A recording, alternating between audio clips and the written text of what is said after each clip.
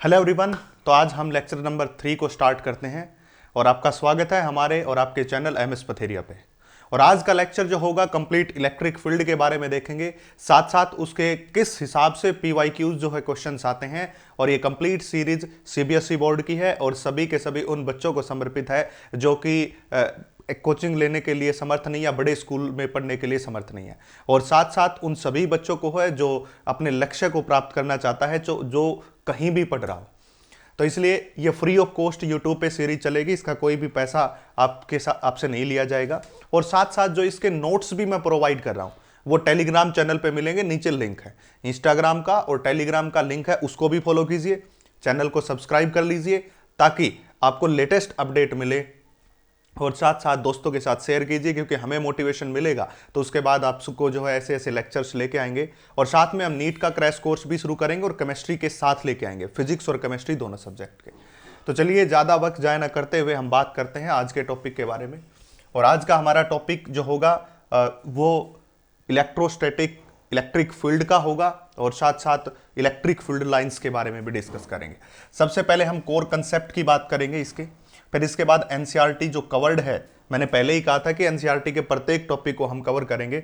PYQ questions जो हैं वो साथ लेके आएंगे, इंपॉर्टेंट एमसीक्यू जो मैं साथ साथ आपको बताता हूं कि यहां से एमसीक्यू इस तरह से आता है, और बेसिक टू एडवांस चलेंगे ताकि एक बच्चा जो हिंदी मीडियम का है वो भी उसको साथ साथ कवर सके। अब बहाना बिल्कुल नहीं चलेगा, इससे आसान और कहीं आपको नहीं मिलेगा और इससे बेस्ट क्वालिटी नहीं मिलेगी, क्योंकि मैं बेसिक से एडवांस यहां पे करवा रहा हूं। तो चलिए ज्यादा टाइम को खराब न करते हुए आज का पहला टॉपिक, और पहला टॉपिक का नाम होगा इलेक्ट्रिक फील्ड। पहले टॉपिक का नाम होगा इलेक्ट्रिक फील्ड। एक्चुअल में क्या होता है कि इलेक्ट्रिक फील्ड को समझने से पहले मैं आपको एक छोटी सी बात बताता हूं। इससे पहले आप एक बात समझिए कि जब भी आप बात करते हैं कि मान लिया जाए एक ये चार्ज प्रेजेंट है और ये चार्ज है कैपिटल क्यू, इस प्रकार से इस बात को जरा ध्यान से समझिएगा। आपके पास सबसे पहले एक चार्ज प्रेजेंट है और वो चार्ज है कैपिटल क्यू यहां पे, ठीक है। और इससे कुछ आर दूरी के ऊपर एक चार्ज और प्रेजेंट है जिसको हम क्या कहते हैं, क्यू चार्ज कहते हैं, स्मॉल क्यू। अब आपको यह भी पता है कि जब इस कैपिटल क्यू चार्ज से स्मॉल क्यू चार्ज कुछ दूरी पे प्रेजेंट होगा तो ये जो कैपिटल क्यू चार्ज है इसके ऊपर एक फोर्स एक्सर्ट करेगा जिसको क्या कहते हैं, कूलम्बियन फोर्स कहते हैं। ये बात सभी को पता होगी, यानी कि ये जो चार्ज Q है कैपिटल, इस स्मॉल Q चार्ज के ऊपर एक फोर्स को एक्सर्ट करेगा और जिस फोर्स का नाम होगा कूलम्ब्स फोर्स। ऐसी बात आपको पहले भी बताई गई। यानी कि अगर मैं इसी चार्ज को इस तरफ पुट कर दूं, उठा के, उस तरफ नहीं इस तरफ पुट कर दूं और सेम दूरी R पे पुट कर दूं, तो भी ये एक फोर्स बनाएगा जिसका नाम क्या होगा, कूलम्बियन फोर्स। अगर मैं इसी चार्ज को यहां नीचे पुट कर दूं R दूरी पे उठा के, तो भी ये सेम फोर्स बनाएगा जिसको क्या कहते हैं, कूलम्बियन फोर्स। अगर मैं इस चार्ज को इस बोर्ड के प्लेन से बाहर लेके आके यहां पे पुट कर दूं R दूरी पे, तो भी ये एक कूलम्बियन फोर्स बनाएगा। अगर मैं इस चार्ज को बोर्ड के अंदर लेके जाके पुट कर दूं तो भी ये कूलम्बियन फोर्स बनाएगा। अगर मैं इस चार्ज को ऊपर यहां ले जाके पुट कर दूं तो भी एक कूलम्बियन फोर्स बनाएगा। इसका मतलब इस चार्ज के चारों ओर एक स्पेस बन चुका है भाई। स्पेस का मतलब क्या होता है, 3 डायमेंशन। स्पेस का मतलब क्या होता है भाई, 3 डायमेंशन बॉडी, एक स्पेस बन चुका है।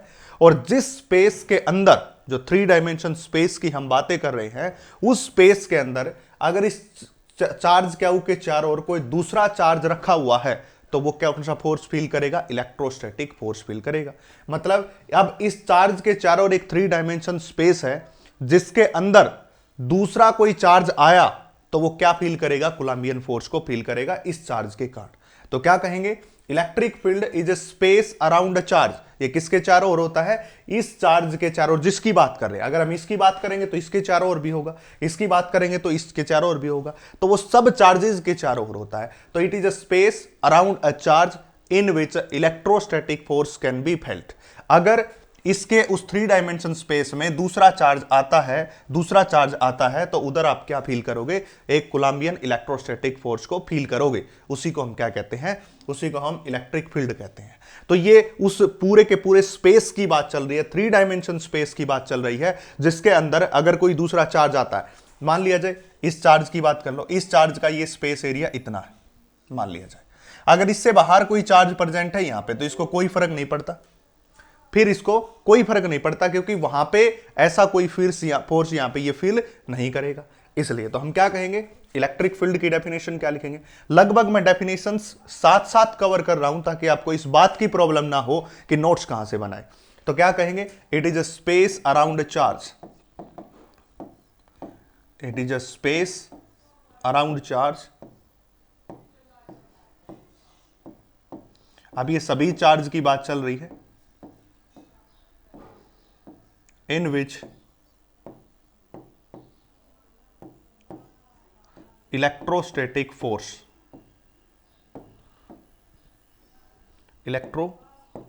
Force can be felt.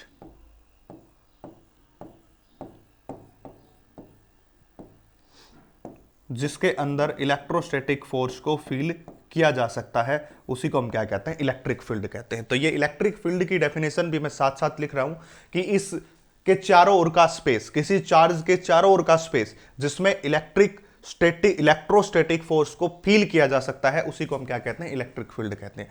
और ये कि एक चार्ज की कहानी नहीं है, प्रत्येक चार्ज की कहानी है, प्रत्येक चार्ज के चारों ओर होता है। और साथ साथ आपको बात याद रखनी है कि ये जो स्पेस आपने बनाया है, ये स्पेस 3 डायमेंशन स्पेस होता है। कई बच्चे इसको क्या कहते हैं, प्लेन बोल देते हैं। प्लेन 2 डायमेंशन में होता है। वो रीजन जो आपने लिया है वो 3 डायमेंशन है, क्योंकि अगर आपके ये चार्ज प्रेजेंट, मान लीजिए कि ये चार्ज है, तो इस चार्ज के इस तरफ भी होगा, इस तरफ भी होगा, इस तरफ भी होगा, पीछे की तरफ भी होगा, ऊपर भी होगा और नीचे भी होगा। इसलिए वो 3 डायमेंशन स्पेस बनाता है और हर जगह आपको क्या फील होगा, एक इलेक्ट्रोस्टैटिक फोर्स फील होगा। उसी प्रकार से जैसे कि आपने देखा होगा कुत्तों की गलियां होती है, कुत्ते एक गली से दूसरी गली के अंदर जाते हैं तो आपको पता चलेगा दूसरी गली में जाके कुछ नहीं कहेंगे, वो बिल्कुल अपनी पूंछ को दुबक के बाहर निकलेंगे और जैसे ही अपनी गली के अंदर पहुंचेंगे तो शेर बन जाएंगे। क्यों? क्योंकि वो उसका इलाका है, उस इलाके में उसका प्रभाव है। इसी प्रकार इस चार्ज का ये इलाका है और इस इलाके में इसका प्रभाव है, इससे बाहर इसका प्रभाव नहीं। जैसे अपनी गली में तो कुत्ता शेर और दूसरी गली में जाते ही वो क्या हो जाता है, फुस हो जाता है, बिल्कुल धीरे धीरे आएगा, दुबक के आएगा ताकि दूसरा उसको परेशान ना करे। इसी प्रकार इस चार्ज का नेचर बिल्कुल कुत्तों के जैसा है कि ये चारों ओर एक स्पेस बनाता है, जिसको हम क्या कहते हैं, इलेक्ट्रिक फील्ड कहते हैं। तो ये हमारा पहला टॉपिक था आज का। अब हम बात करेंगे इलेक्ट्रिक फील्ड इंटेंसिटी। दूसरा जो टॉपिक होगा वो होगा आज आपका इलेक्ट्रिक फील्ड इंटेंसिटी। उसी से हम लेके आए हैं ये इलेक्ट्रिक फील्ड इंटेंसिटी। अब इलेक्ट्रिक फील्ड इंटेंसिटी का मतलब क्या होता है, इसको सबसे पहले तो मैं आपको बताऊं कि इसको डिनोट करने का जो तरीका होता है वो ई से होता है। और ऊपर ये जो हमने ई के ऊपर जो मार्क कर दिया है वेक्टर, क्योंकि ये कौन सी फॉर्म है, electric field intensity vector quantity है। कैसी क्वांटिटी है, वेक्टर क्वांटिटी है, इसलिए हम इसके ई के ऊपर बार लगाते हैं, मतलब वेक्टर की नोटेशन लगाते हैं उस प्रकार। अब जरा इसको ध्यान से समझिएगा।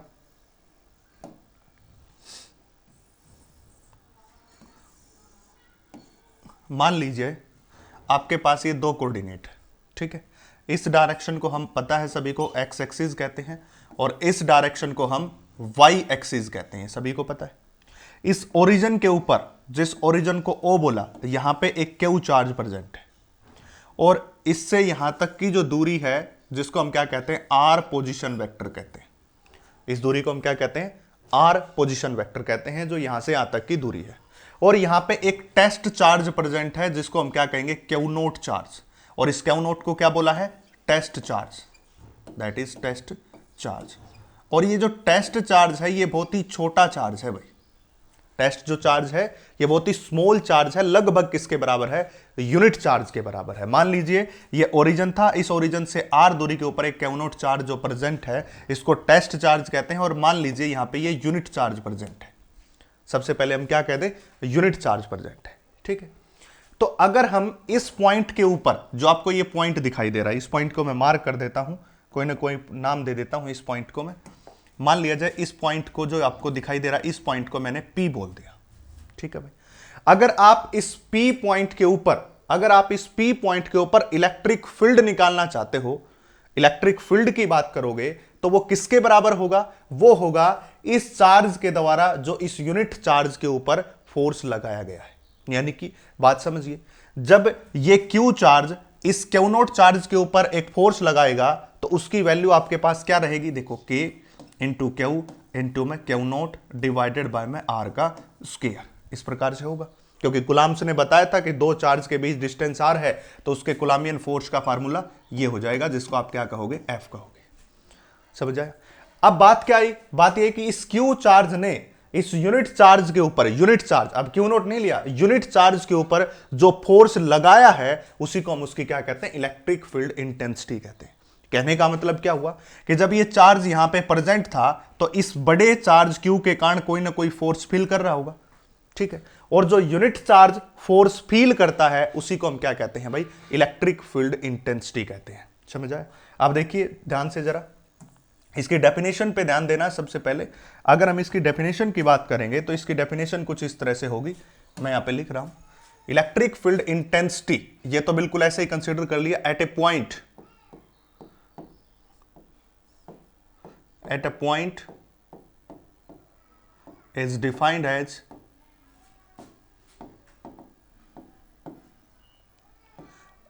an electrostatic force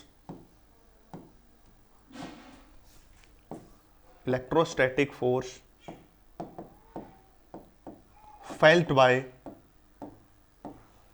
unit positive charge at that point.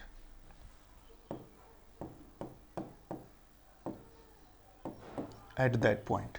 अब एक बात ध्यान से सुन लीजिए कि ये जो डेफिनेशन है according to CBSE board, state board, और साथ साथ मैं इसमें सारी वो चीजें कवर कर रहा हूं जो आपको नीट और आईआईटी मेंस के अंदर बिल्कुल प्रॉब्लम नहीं होगी। और कुछ इसमें हम एडवांस के लिए भी जो है बहुत सारे टॉपिक्स लेके आएंगे, एडवांस की भी प्रिपरेशन करवाएंगे, एक क्रैश कोर्स लेके आएंगे लास्ट टाइम, जो इस ईयर के जो लास्ट में जो होगा वहां पे हम एडवांस के लिए भी लेके आएंगे।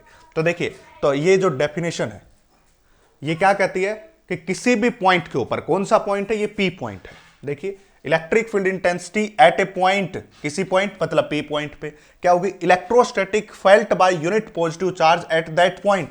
इस पॉइंट के ऊपर जो यूनिट पॉजिटिव चार्ज रखा है उसने जितना इलेक्ट्रोस्टैटिक फोर्स फील किया है उसी को हम क्या कहते हैं, इलेक्ट्रिक फील्ड इंटेंसिटी कहते हैं भाई।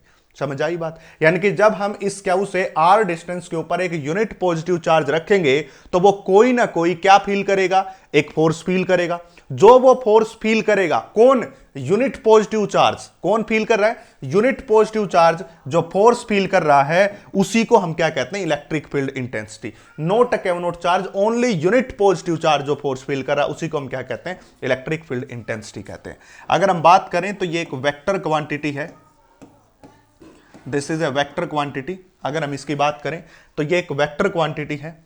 दूसरी बात, अगर हम बात करें इसकी यूनिट की, इलेक्ट्रिक फील्ड की यूनिट की, तो इसको मैं जरा थोड़ी सी देर के बाद में आपको बताऊंगा, इसका डायमेंशन फार्मूला भी उधर ही बताऊंगा जब हम इसको डिराइव करेंगे, इस रिलेशनशिप को डिराइव करेंगे। अभी तो मैंने ये केवल आपको इलेक्ट्रिक फील्ड इंटेंसिटी की डेफिनेशन बताई, क्योंकि जैसे ही फार्मूला आपके सामने आएगा तो आपको बहुत सारी बातें क्लियर हो जाएंगी। अब आगे देखिए, अब ये टॉपिक है electric field intensity due to a point charge, point charge के कारण इलेक्ट्रिक फील्ड इंटेंसिटी। आज की जो टॉपिक है बहुत छोटे छोटे टॉपिक है, कोई ज्यादा बड़े लंबे चौड़े टॉपिक नहीं है, बिल्कुल इजी इजी से टॉपिक है। और electric field intensity at a point due two point charge, ठीक है, किसी पॉइंट पे। अब बिल्कुल पीछे वाली कहानी रिपीट होगी जो अब तक हम करके आए हैं, ध्यान से देखिएगा जरा। मान लिया जाए आपके पास ये दो कोऑर्डिनेट है, अभी जो करके आए हैं उसी टॉपिक का ये पार्ट है। जनरली क्या करते हैं, जनरली जो पढ़ाया जाता है, जो अब मैं पीछे इलेक्ट्रिक फील्ड इंटेंसिटी पढ़ा के आऊं उसी में मैं बता देता हूं, पर सीबीएसई बोर्ड ने मेंशन कर दिया कि इलेक्ट्रिक फील्ड इंटेंसिटी और electric field intensity eight point charge due two point charge, तो इसलिए मैंने उसको अलग से कंसीडर कर लिया ताकि बच्चे इसमें पजल ना हो। अब आगे देखिए, यहां पे ये कौन है, एक्स कोऑर्डिनेट है, सभी को पता है। ये कौन सा कोऑर्डिनेट है, ये वाई कोऑर्डिनेट, ठीक है। इस पॉइंट के ऊपर यहां पे एक क्यू चार्ज प्रेजेंट है और इसको क्या बोल दिया, ओरिजिन। और इससे कुछ दूरी के ऊपर जिसको क्या कहा, आर पोजीशन वेक्टर, इस पॉइंट को हमने क्या पॉइंट माना था, पी। और इस पी पॉइंट के ऊपर एक चार्ज प्रेजेंट है जिसको क्या कह दिया, क्यू नोट चार्ज, ठीक है। अब जब भी किसी पॉइंट पे, पहली बात को ध्यान कर लें, गांठ बांध ले इस बात को, मैं बार बार एक ही बात कहता हूं कि जो भी क्लास के अंदर सिखाया जा रहा है, जो भी थ्योरेटिकल पार्ट में सिखाया जा रहा है, वो आपको हेल्प करेगा आने वाले न्यूमेरिकल्स के लिए। क्योंकि अगर आपको ये नहीं आता है तो फिर आप न्यूमेरिकल नहीं सोल्व कर पाओगे। आपका ये बेसिक है, अगर आपने ये कंसेप्ट क्लियर कर लिया तो उसके बाद आपके लिए ना नीट कुछ है, ना सीबीएसई बोर्ड कुछ है, ना आपका कोई स्टेट बोर्ड कुछ है, ना आईआईटी कुछ है।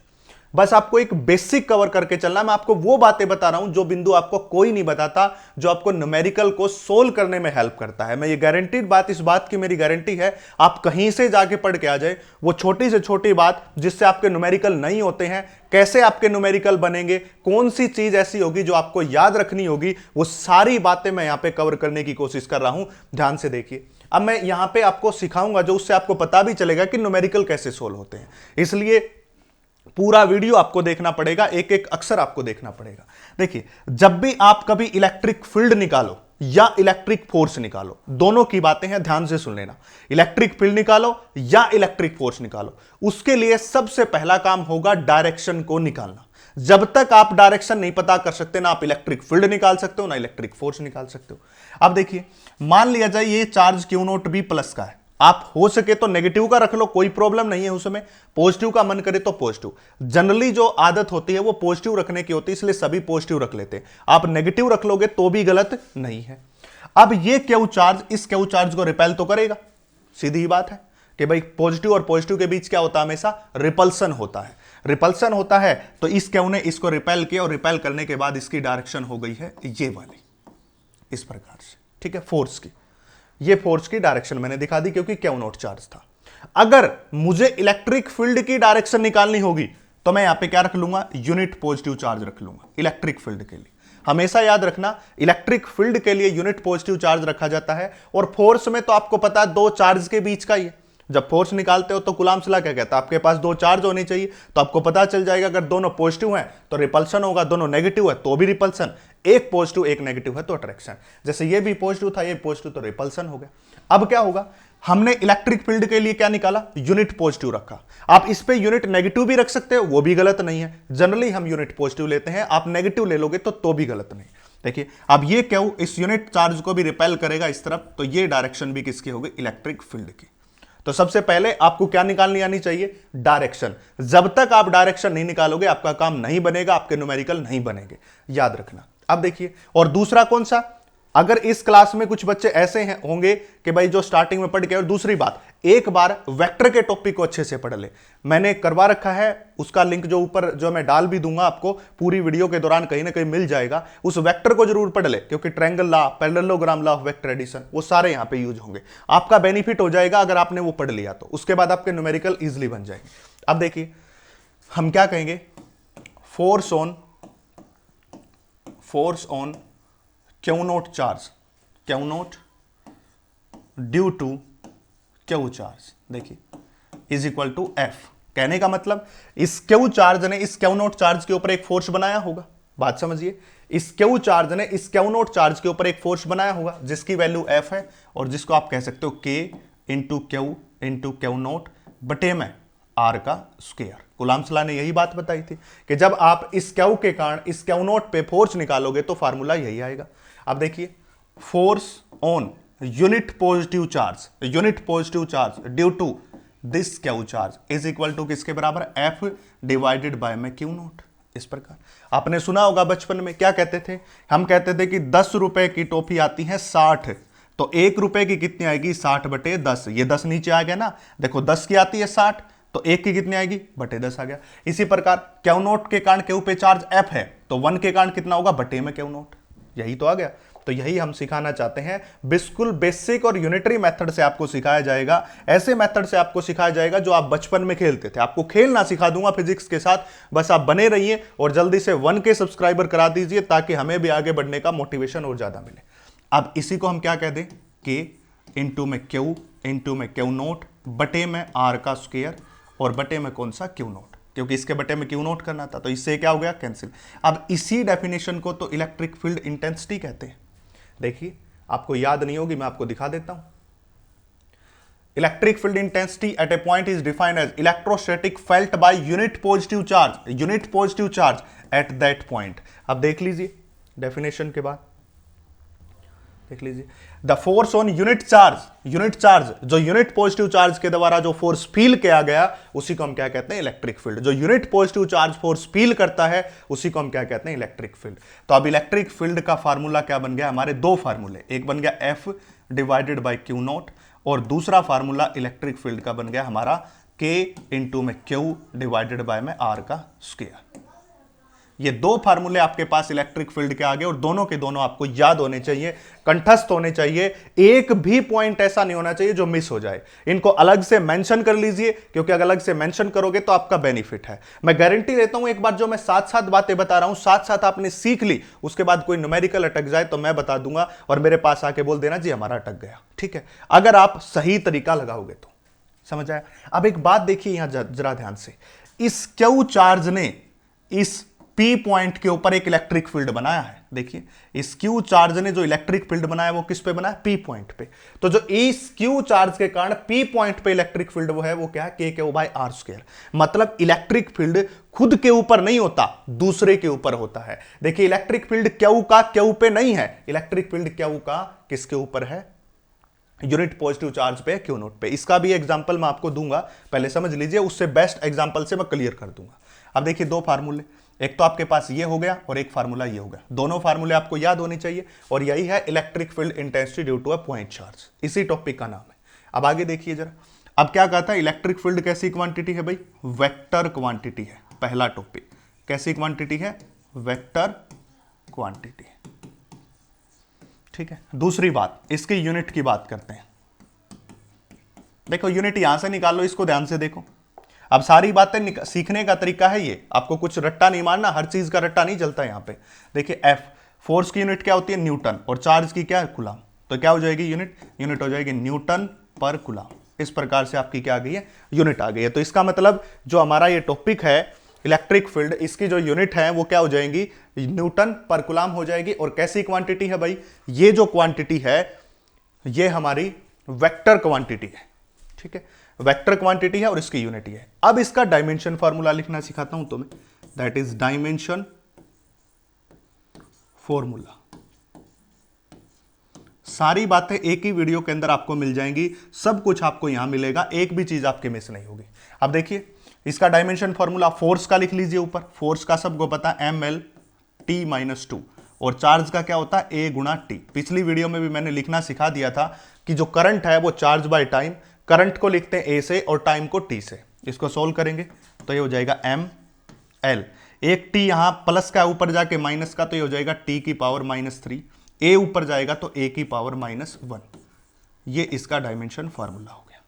ठीक है, गारंटीड बात है, आपको ऐसा प्रिपेयर करवा दूंगा मैं सीबीएसई बोर्ड फिजिक्स को, और साथ साथ किसी भी आईआईटी, और ये सब उसके लिए काम करेगा, सब काम करेगा। मैं बता रहा हूं ये बात पहले, आपका जीवन तो धन्य हो जाएगा। आपका जो सिलेक्शन कहते हैं ना फिजिक्स मुश्किल है, मैं बिल्कुल आसान बना दूंगा फिजिक्स को, बस आप साथ बने रहिए। तो डायमेंशन फॉर्मूला, यूनिट आपकी, और ये कैसी क्वांटिटी है? वेक्टर क्वांटिटी है। ये सारी बातें मैंने आपको बता दी है। अब एक बार जरा ध्यान से देखिए, यहां पे हमने इलेक्ट्रिक फील्ड के फार्मूले को क्या बोला है? F डिवाइडेड बाय में Q नोट। ठीक है, आपको लग रहा होगा कि 1 आवर्स का लेक्चर बनता। देखो सारी बातें डिटेल से करवाऊंगा तो लेक्चर थोड़ा सा लंबा तो बनेगा। अब ये तो है नहीं कि 20 मिनट में सारा काम हो जाएगा, तो वो काम यहां पे नहीं हो पाएगा भाई। देखो ये बात सच्चाई। अगर मैं यहां से F की वैल्यू निकालूं तो ये किसके बराबर होगा? That is Q note into E, इसके बराबर होगा। अब ध्यान से मैं एक बात आपको यहां करवाना चाहता हूं, अगर यही फोर्स वैक्यूम का है तो मैं इसको क्या लिख पाऊंगा? That is Q note into E note.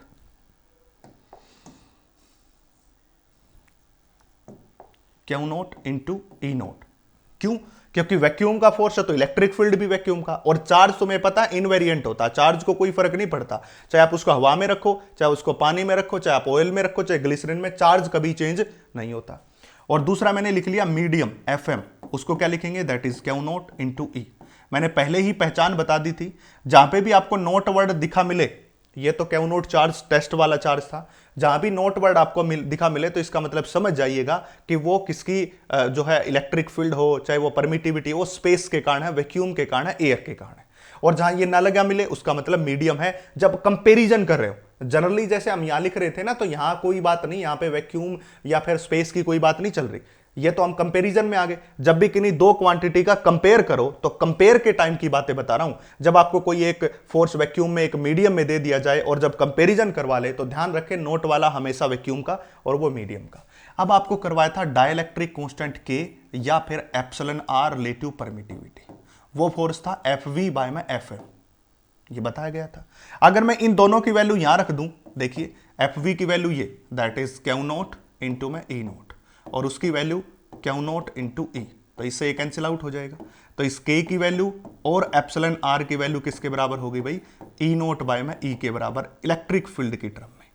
पहले आपको परमिटिविटी की टर्म में बता चुका हूं, साथ साथ फोर्स की टर्म में बता चुका हूं, अब की बार मैंने इसको किसकी टर्म में आपको बताया है, इलेक्ट्रिक फील्ड की टर्म में। इस जो के की वैल्यू है वो इंफिनिटी के बराबर होती है मेटल्स के लिए। पूछे जाने वाला क्वेश्चन एमसीक्यू में, एमसीक्यू जो बात कर रहा था वहां पे पूछे जाने वाला क्वेश्चन है ये, मेटल्स के लिए इंफिनिटी। के की value always greater then 1, always, एक से छोटी कभी नहीं होगी भाई, ऑलवेज ग्रेटर देन 1, यानी कि या तो इससे इक्वल होगी या इससे बड़ी होगी, या तो इससे इक्वल होगी या इससे बड़ी होगी, एक से छोटी कभी भी नहीं होगी। और मेटल्स के लिए इंफिनिटी होती है। ये दोनों क्वेश्चन आए हुए क्वेश्चन है सीबीएसई बोर्ड में और किसी भी कॉम्पिटिटिव एग्जाम में पूछा गया था, मेटल्स के लिए कितनी होती है, और K always greater than equal to 1 के बराबर होती है। ये बात भी आपको याद रखनी है। इलेक्ट्रिक फील्ड की टर्म में ई नोट बाई ई, फोर्स की टर्म में force of vacuum bye medium, और पर एप्सिलॉन की टर्म में क्या होता है, रिलेटिव परमिटिविटी का फार्मूला एप्सिलॉन बटे में एप्सिलॉन नोट, उल्टा होता है भाई, याद रखना। फिर से आपको मेमोराइज करवा देता हूं, आपके सामने मैंने इसको मेंशन कर दिया ताकि आपको ये याद रहे।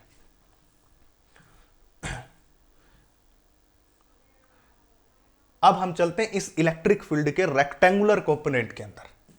जो इलेक्ट्रिक फील्ड अभी अभी आपने पढ़ा है इसके रेक्टेंगुलर कंपोनेंट। ऐसा क्यों उठाया, क्योंकि एक बार ये क्वेश्चन कॉम्पिटिटिव एग्जाम में पूछा गया था और बहुत बार ऐसे क्वेश्चन पूछे जाते हैं जिसके कारण आपको पता नहीं चल पाता इसको कैसे लिखा जाए। रेक्टेंगुलर कंपोनेंट का मतलब आप समझ गए होंगे, 11th क्लास के वेक्टर के टॉपिक में पढ़ते हो कि उसको हमें एक्स, वाई और जेड इन कोऑर्डिनेट फॉर्म में उसको दिखाना होता है। तो उसके लिए सबसे पहले अभी अभी आपको इलेक्ट्रिक फील्ड की फॉर्म पता चल गई है, दैट इज के इंटू में क्यू बटे में आर का स्क्वायर। ठीक है, अब मैंने आपको जब वेक्टर फॉर्म में करवाया था कूलम्ब्स लॉ, तो आपको एक बात मैंने समझाई थी कि जब भी आप किसी चीज को वेक्टर बनाना चाहते हो तो उसके साथ यूनिट वेक्टर लगा दीजिए। तो यहां पे भी हम ऐसा ही करेंगे, इसके साथ भी यूनिट वेक्टर लगा देंगे, और इस यूनिट वेक्टर की जो वैल्यू है वो किसके बराबर होती है, दैट इज आर वेक्टर बटे में देयर मैग्नीट्यूड। 11th क्लास में आप पढ़ के आते हो, मोड जहां लगा मिले उसको क्या कहते हैं, मैग्नीट्यूड। अगर इसकी वैल्यू यहां पुट कर दी जाए तो electric field comes out to be that is K into q बटे में आर का स्क्वायर, और इस आर वेक्टर की जगह आर पोजिशन वेक्टर और बटे में आर का magnitude. That formula comes out to be a k into q that is r magnitude बटे ये क्या हो जाएगा, आर का क्यूब हो जाएगा। तो ये इलेक्ट्रिक फील्ड किस में आ गया, वेक्टर फॉर्म में हमने निकाल दिया। ये वेक्टर क्वांटिटी है पर इसको वेक्टर फॉर्म में दर्शाना जरूरी है, और मैंने पहले भी कहा था कि वेक्टर फॉर्म में किसी भी क्वांटिटी को दर्शाना तो उसके साथ यूनिट वेक्टर लगा दीजिए। और यूनिट वेक्टर का क्या होता है, आर कैप, जिसके ऊपर कैप लगी होती है, टोपी लगी होती है, जो राजा है, कैप उसी के ऊपर होती है राजा। तो यूनिट वेक्टर राजा है जो किसी के साथ मिलकर उसके नेचर को चेंज कर देता है। किसी भी चीज को वेक्टर दिखाना मतलब किसी चीज को डायरेक्शन दिखानी। जैसे आपने देखा होगा जब युद्ध का मैदान होता तो उसमें क्या होता है कि एक आपको सेनापति चाहिए। सेनापति कौन होता है, जो आपको डायरेक्शन दिखाता है कि आपको आज का युद्ध इस तरीके से लड़ना है, तब जाके आप कामयाब होगे। उसी प्रकार यूनिट वेक्टर भी एक सेनापति का काम करता है जिसके ऊपर कैप लगी हुई है, और वो क्या करता है, एक डायरेक्शन देने का काम करता है। वो बताता है कि हमें इस डायरेक्शन में मूव करना है। जब वो डायरेक्शन देगा तो तभी तो हमने इसके लिए क्या लगा दिया, वेक्टर, यूनिट वेक्टर लगा, क्योंकि हमें तो डायरेक्शन चाहिए ना। डायरेक्शन का मतलब क्या, इलेक्ट्रिक फील्ड बनाना है, तो ये इलेक्ट्रिक फील्ड बन गया आपका इस प्रकार से। अब आप समझ लीजिए कि मान लिया जाए आपके ये दो कोऑर्डिनेट सिस्टम है और यहां पे ये आर पॉइंट है आर, तो इस आर को 3 कंपोनेंट में तोड़ा जा सकता है, एक तो एक्स आई, एक वाई जे और तीसरा जेड के। 3 कंपोनेंट हो सकते हैं, सभी को पता है ये बात, इस बात का सभी को पता है कि आर वेक्टर के 3 कंपोनेंट हो सकते हैं, एक्स वाई और जेड। अब इसी आर वेक्टर का मैग्नीट्यूड निकालना 11th क्लास में आपको सिखाया जाता है कि इस अगर आर वेक्टर का मैं मैग्नीट्यूड निकालूं तो कुछ इस तरह से आएगा। देखिए जरा ध्यान से, that is x square plus में वाई स्क्वायर प्लस में जेड का स्क्वायर, और ऊपर क्या हो गया, रूट हो गया, इस प्रकार से। यानी कि जब 11th क्लास में वेक्टर का टॉपिक आपने पढ़ा, और मैं पहले ही बता चुका हूं जो बच्चा वेक्टर में थोड़ा वीक है मैं उसका लिंक ऊपर आपको प्रोवाइड करूंगा, तो वहां जाके उस वेक्टर के जरूर से जरूर देखें, पूरी वीडियो के दौरान कहीं ना कहीं आपको मिल जाएगा, तो उसको जरूर देखना। आपको वेक्टर पढ़ना जरूरी है, बिना वेक्टर आप फिजिक्स के अंदर आगे बढ़ नहीं सकते। इंटीग्रेशन, डिफरेंशिएशन और वेक्टर, ये सारी बातें ऐसी हैं जो आपको फिजिक्स में काम आएंगी। हालांकि मैं जब भी टॉपिक करवाता हूं तो आपको ये कमी महसूस नहीं होने देता कि आपको वेक्टर नहीं आता। कैसे, एक्स के 3 कोऑर्डिनेट एक्स आई वाई और जेड तीनों डायरेक्शन में बनाया जा सकता है, क्योंकि आपको पता है 3 डायरेक्शन है। और जब भी मैग्नीट्यूड की बात आती है तो उसको निकालने का तरीका होता है इन सब का स्क्वायर करके और ऊपर रूट लगा दो। अब इन सभी की वैल्यू यहां पुट करेंगे, ध्यान से देखिए जरा, that is electric field into के इंटू क्यू। आर की वैल्यू को क्या रखा, एक्स आई प्लस में वाई जे और प्लस में जेड के। देखिए ये जो आर की वैल्यू है इसको उठा के इसकी जगह हमने रख दिया, ठीक है। बटे में आर का क्यूब करना है तो x square plus y square plus z square का क्या है रूट, और रूट को क्या जाता है 1/2 और 1/2 का जाता है, तो इसको क्या लिखा जा सकता है ओवरऑल। ओवरऑल हम इसको लिख सकते हैं that is x square plus y square plus z square, और 1/2 पहले था इसका क्यूब कर दिया तो कितना हो जाएगा 3/2। देखो 1/2 तो ये और ऊपर पावर 3, तो टोटल कितना हो जाएगा 3/2। ये एक कोऑर्डिनेट और रेक्टेंगुलर कंपोनेंट की फॉर्म में आपके पास आ चुका है। देखिए एक्स वाई और जेड, एक्स वाई और जेड, यही तो रेक्टेंगुलर कंपोनेंट है, यही तो कंपोनेंट की बात चल रही है। हालांकि इसमें रट्टा बिल्कुल नहीं मानना, मैं आपको पहले ही कह रहा हूं आपके माइंड को मैं लॉजिक दूंगा, आपके माइंड की स्ट्रेंथ को बढ़ाऊंगा। उसके लिए आपको कंप्लीट लेक्चर के साथ बना रहना है। और देखिए एक्स वाई और जेड कंपोनेंट की हमने बात की है, तो हमने एक्स वाई जेड कंपोनेंट में किसी फॉर्म को लिखना ही रेक्टेंगुलर कंपोनेंट है। अब मैं इसको ऐसे भी लिख सकता हूं जैसे कि एक्स एक्स कंपोनेंट उठा लो, that is K q into x बटे में that is x square plus y square plus z square और होल पावर 3/2। सिमिलरली किसको लिखोगे, वाई कोऑर्डिनेट को लिखोगे, और सिमिलरली किसको लिखोगे, जेड कोऑर्डिनेट को लिखोगे। इसी तरह से हमने अलग अलग उठा लिया, एक बार एक्स के लिए, एक बार वाई के लिए, एक बार जेड के लिए, अलग अलग कोऑर्डिनेट को उठा लो। अलग अलग कोऑर्डिनेट को उठाओगे तो आप उसको इस तरह से लिखा जा सकता है, जैसे के क्यू एक्स और फिर ये ले लिया, फिर के क्यू वाई, फिर अगला ले लिया, फिर के क्यू जेड, अगला ले लिया, प्लस करते जाओ हर एक कोऑर्डिनेट को। तो E x plus E y plus E z, total electric field कैसे, that is E x E y E z. ये कौन सा के कंपोनेंट है, ये कौन सा जे, और ये कौन सा आई कंपोनेंट, इस प्रकार से होगा। तो इसलिए मैं बार बार एक ही बात आपको नोटिस करवा रहा हूं कि आपको लिखने के लिए किसी भी चीज को कोई रट्टा मारने की जरूरत नहीं है। रट्टा आपको यहां चलेगा ही नहीं, लॉजिक से आपको सिखाऊंगा। तो ये आपका किस कोऑर्डिनेट में था, रेक्टेंगुलर कंपोनेंट में electric field. Electric field vector quantity है, डायमेंशन फॉर्मूला इसका और यूनिट न्यूटन पर कूलम आपको बता दी गई है। इलेक्ट्रिक फील्ड क्या होता है, इलेक्ट्रिक फील्ड इंटेंसिटी क्या होती है, दोनों बातें आपको बताई, और electric field intensity due two point charge भी मैं आपको बता चुका हूं, ठीक है। इससे पहले मैं एक टॉपिक और मैं आपको बता दूं, देखिए अभी अभी जो आपको इलेक्ट्रिक फील्ड मैंने करवाया था ये रहा इलेक्ट्रिक फील्ड। अब जैसे कि आपने पहले पढ़ा था प्रिंसिपल ऑफ सुपरपोजिशन या सुपरपोजिशन प्रिंसिपल, मतलब क्या, जब बहुत सारे चार्जेस आपके सामने प्रस्तुत हो जाएं तो उन सभी चार्जेस के कारण आप इलेक्ट्रिक फील्ड एक पॉइंट पे निकाल सकते हो। ऐसा ही काम यहां पे है, आप यहां पे भी ऐसा कर सकते हो कि बहुत सारे चार्ज के कारण आप इलेक्ट्रिक फील्ड को एक पॉइंट पे निकाल सकते हो। जैसे कि मैं यहां पे एग्जांपल देता हूं, आपने वहां पे लिखा था कि एफ की जो वैल्यू आई है वो किसके बराबर थी, दैट इज क्यू नोट बटे में 4 पाई एप्सिलॉन नोट और समेशन का सिंबल ऊपर क्यू आई डिवाइडेड बाय में आर आई जीरो का स्क्वायर, यहां पे आई है। और इस आई को कहां से कहां तक लिया था, 1 से लेके n तक, ये फॉर्म लिखवाई थी। ये फॉर्म मैं फोर्स के लिए लिखवा चुका हूं, जाके आप देख सकते हो, पहले लेक्चर में वहां लिखी हुई फॉर्म है। अब सीधी सी बात है, इसको इलेक्ट्रिक फील्ड बनाना है तो यहां क्या रख दो, एफ बटे में क्यू नोट रख दो। अभी तो फार्मूला करवाया एफ बाई क्यू नोट, देख लीजिए that is F by Q note is electric field. अब इसको इलेक्ट्रिक फील्ड के लिए दर्शाना है तो हम यहां पे क्या करेंगे, इसको डिवाइड करेंगे तो यहां क्या बचेगा 1/4 पाई एप्सिलॉन नोट, और यहां समेशन का सिंबल फिर से, और यहां पे क्यू आई बटे में आर आई जीरो का स्क्वायर और आई फिर से 1 से लेके n तक, बस बन गया फार्मूला। फिर से फार्मूला बन गया, कुछ करने की जरूरत आपको नहीं पड़ी, ये फिर से सिमिलर फार्मूला आपका बन के आ गया। तो जब भी आपको सुपरपोजिशन प्रिंसिपल इलेक्ट्रिक फील्ड के लिए कहे तो आपको कुछ नहीं करना, फोर्स के लिए निकालिए, बटे में क्यू नोट कर दीजिए, जो फोर्स वाला सीखा था उसको करके, और यहां पे इसके बटे में क्यू नोट कर दीजिए, बन गया। क्यू नोट को हटा दीजिए, बन गया। ऐसा आपसे पूछ सकता है, तो इसलिए आपको प्रॉब्लम क्रिएट नहीं होगी, वो पहले बताया वही है। अब एक बात और, मान लिया जाए ये है ए पॉइंट और ये है बी पॉइंट। देखिए क्रिस्टल क्लियर बातें करता चलूंगा मैं। इसके ऊपर रख दिया Q1 चार्ज और इसके ऊपर रख दिया Q2 चार्ज, और मुझे बताना है electric field at A and electric field at B. ये दोनों बातें हमें फाइंड आउट करनी है, ठीक है। अब ध्यान से समझिएगा, जब ए पॉइंट के ऊपर इलेक्ट्रिक फील्ड निकालोगे, ए पॉइंट पे इलेक्ट्रिक फील्ड निकालोगे तो होता क्या है कि ये वाला चार्ज इसके ऊपर एक फोर्स लगाएगा और ये वाला चार्ज इसके ऊपर फोर्स लगाएगा, ऐसा लगाएगा। तो जो ए पॉइंट पे इलेक्ट्रिक फील्ड होगा वो होगा दूसरे चार्ज के कारण बटे में आर का स्क्वायर, डिस्टेंस आर हो गई। यानी कि जब इस ए पॉइंट के ऊपर इलेक्ट्रिक फील्ड बात करोगे तो इस बी के कारण ए पे आएगा, याद रखना ये बात, इसलिए मैंने कहा था इस बात को क्लियर, जैसे मैंने वहां पहले ही बताया था कि पी पॉइंट पे जो इलेक्ट्रिक फील्ड है वो क्यू के कारण है, इसी प्रकार। तो ये बात याद रखना बड़ी इंपॉर्टेंट बात है, बच्चे पजल होते हैं, भूल जाते हैं कि इस चार्ज के कारण एक फील्ड आएगा यहां पे, और जिस फील्ड में ये रखा हुआ है, क्या कहा था कि चार्ज के चारों ओर वो स्पेस जिसके अंदर इलेक्ट्रोस्टैटिक जो फोर्स को फील किया जा सकता है, तो इस चार्ज के चारों ओर एक स्पेस बना होगा और उस स्पेस के अंदर ये है, इसलिए इसका इलेक्ट्रिक फील्ड k2/r²। अब इसी प्रकार इसका भी एक स्पेस होगा, इसलिए इलेक्ट्रिक फील्ड अगर बी पे निकालोगे तो उसके लिए चार्ज दूसरा उठाओ k1/r²।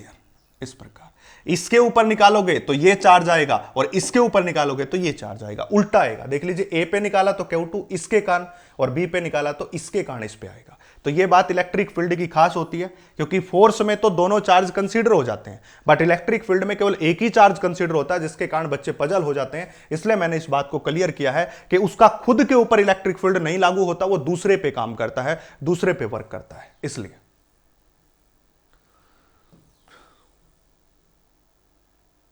इलेक्ट्रिक फील्ड लाइंस, अगला टॉपिक है इलेक्ट्रिक फील्ड लाइंस। ठीक है, इसके बाद हम न्यूमेरिकल देखेंगे ये इलेक्ट्रिक फील्ड लाइंस के बाद। देखो भाई, इलेक्ट्रिक फील्ड लाइंस का मतलब क्या होता है?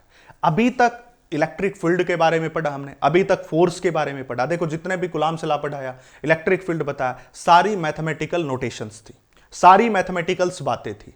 अब की बार हम उसको पिक्चोरियल रिप्रेजेंटेशन करेंगे। यहां मैथमेटिक्स की कोई बात नहीं होगी, मैथमेटिकल टर्म्स की कोई बात नहीं होगी। अब तक हमने सारी बातें क्या ली? मैथमेटिक्स के हिसाब से ली है। जैसे कि कूलॉम्स लॉ में k1 Q2 बाय में r² ले लिया, इलेक्ट्रिक फील्ड में k/r² ले लिया। तो अभी तक जो इलेक्ट्रिक फील्ड, इलेक्ट्रिक फोर्स और चार्ज सभी को जो एक्सप्लेन किया है वो सारा मैथमेटिकल टर्म में किया है, पर ये पिक्चोरियल रिप्रेजेंटेशन है जिसमें हम एक कंटिन्यूअस कर्व की बात करेंगे। तो हम क्या कहेंगे? इलेक्ट्रिक फील्ड लाइंस जो होती हैं, दीज लाइंस आर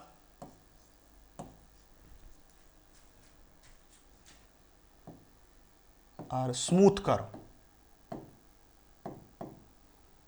इसकी मैं डेफिनेशन लिखता हूं, उसके बाद आपको समझाऊंगा तो आपको बेटर अंडरस्टैंड हो पाएगा। Smooth curve, tangent on which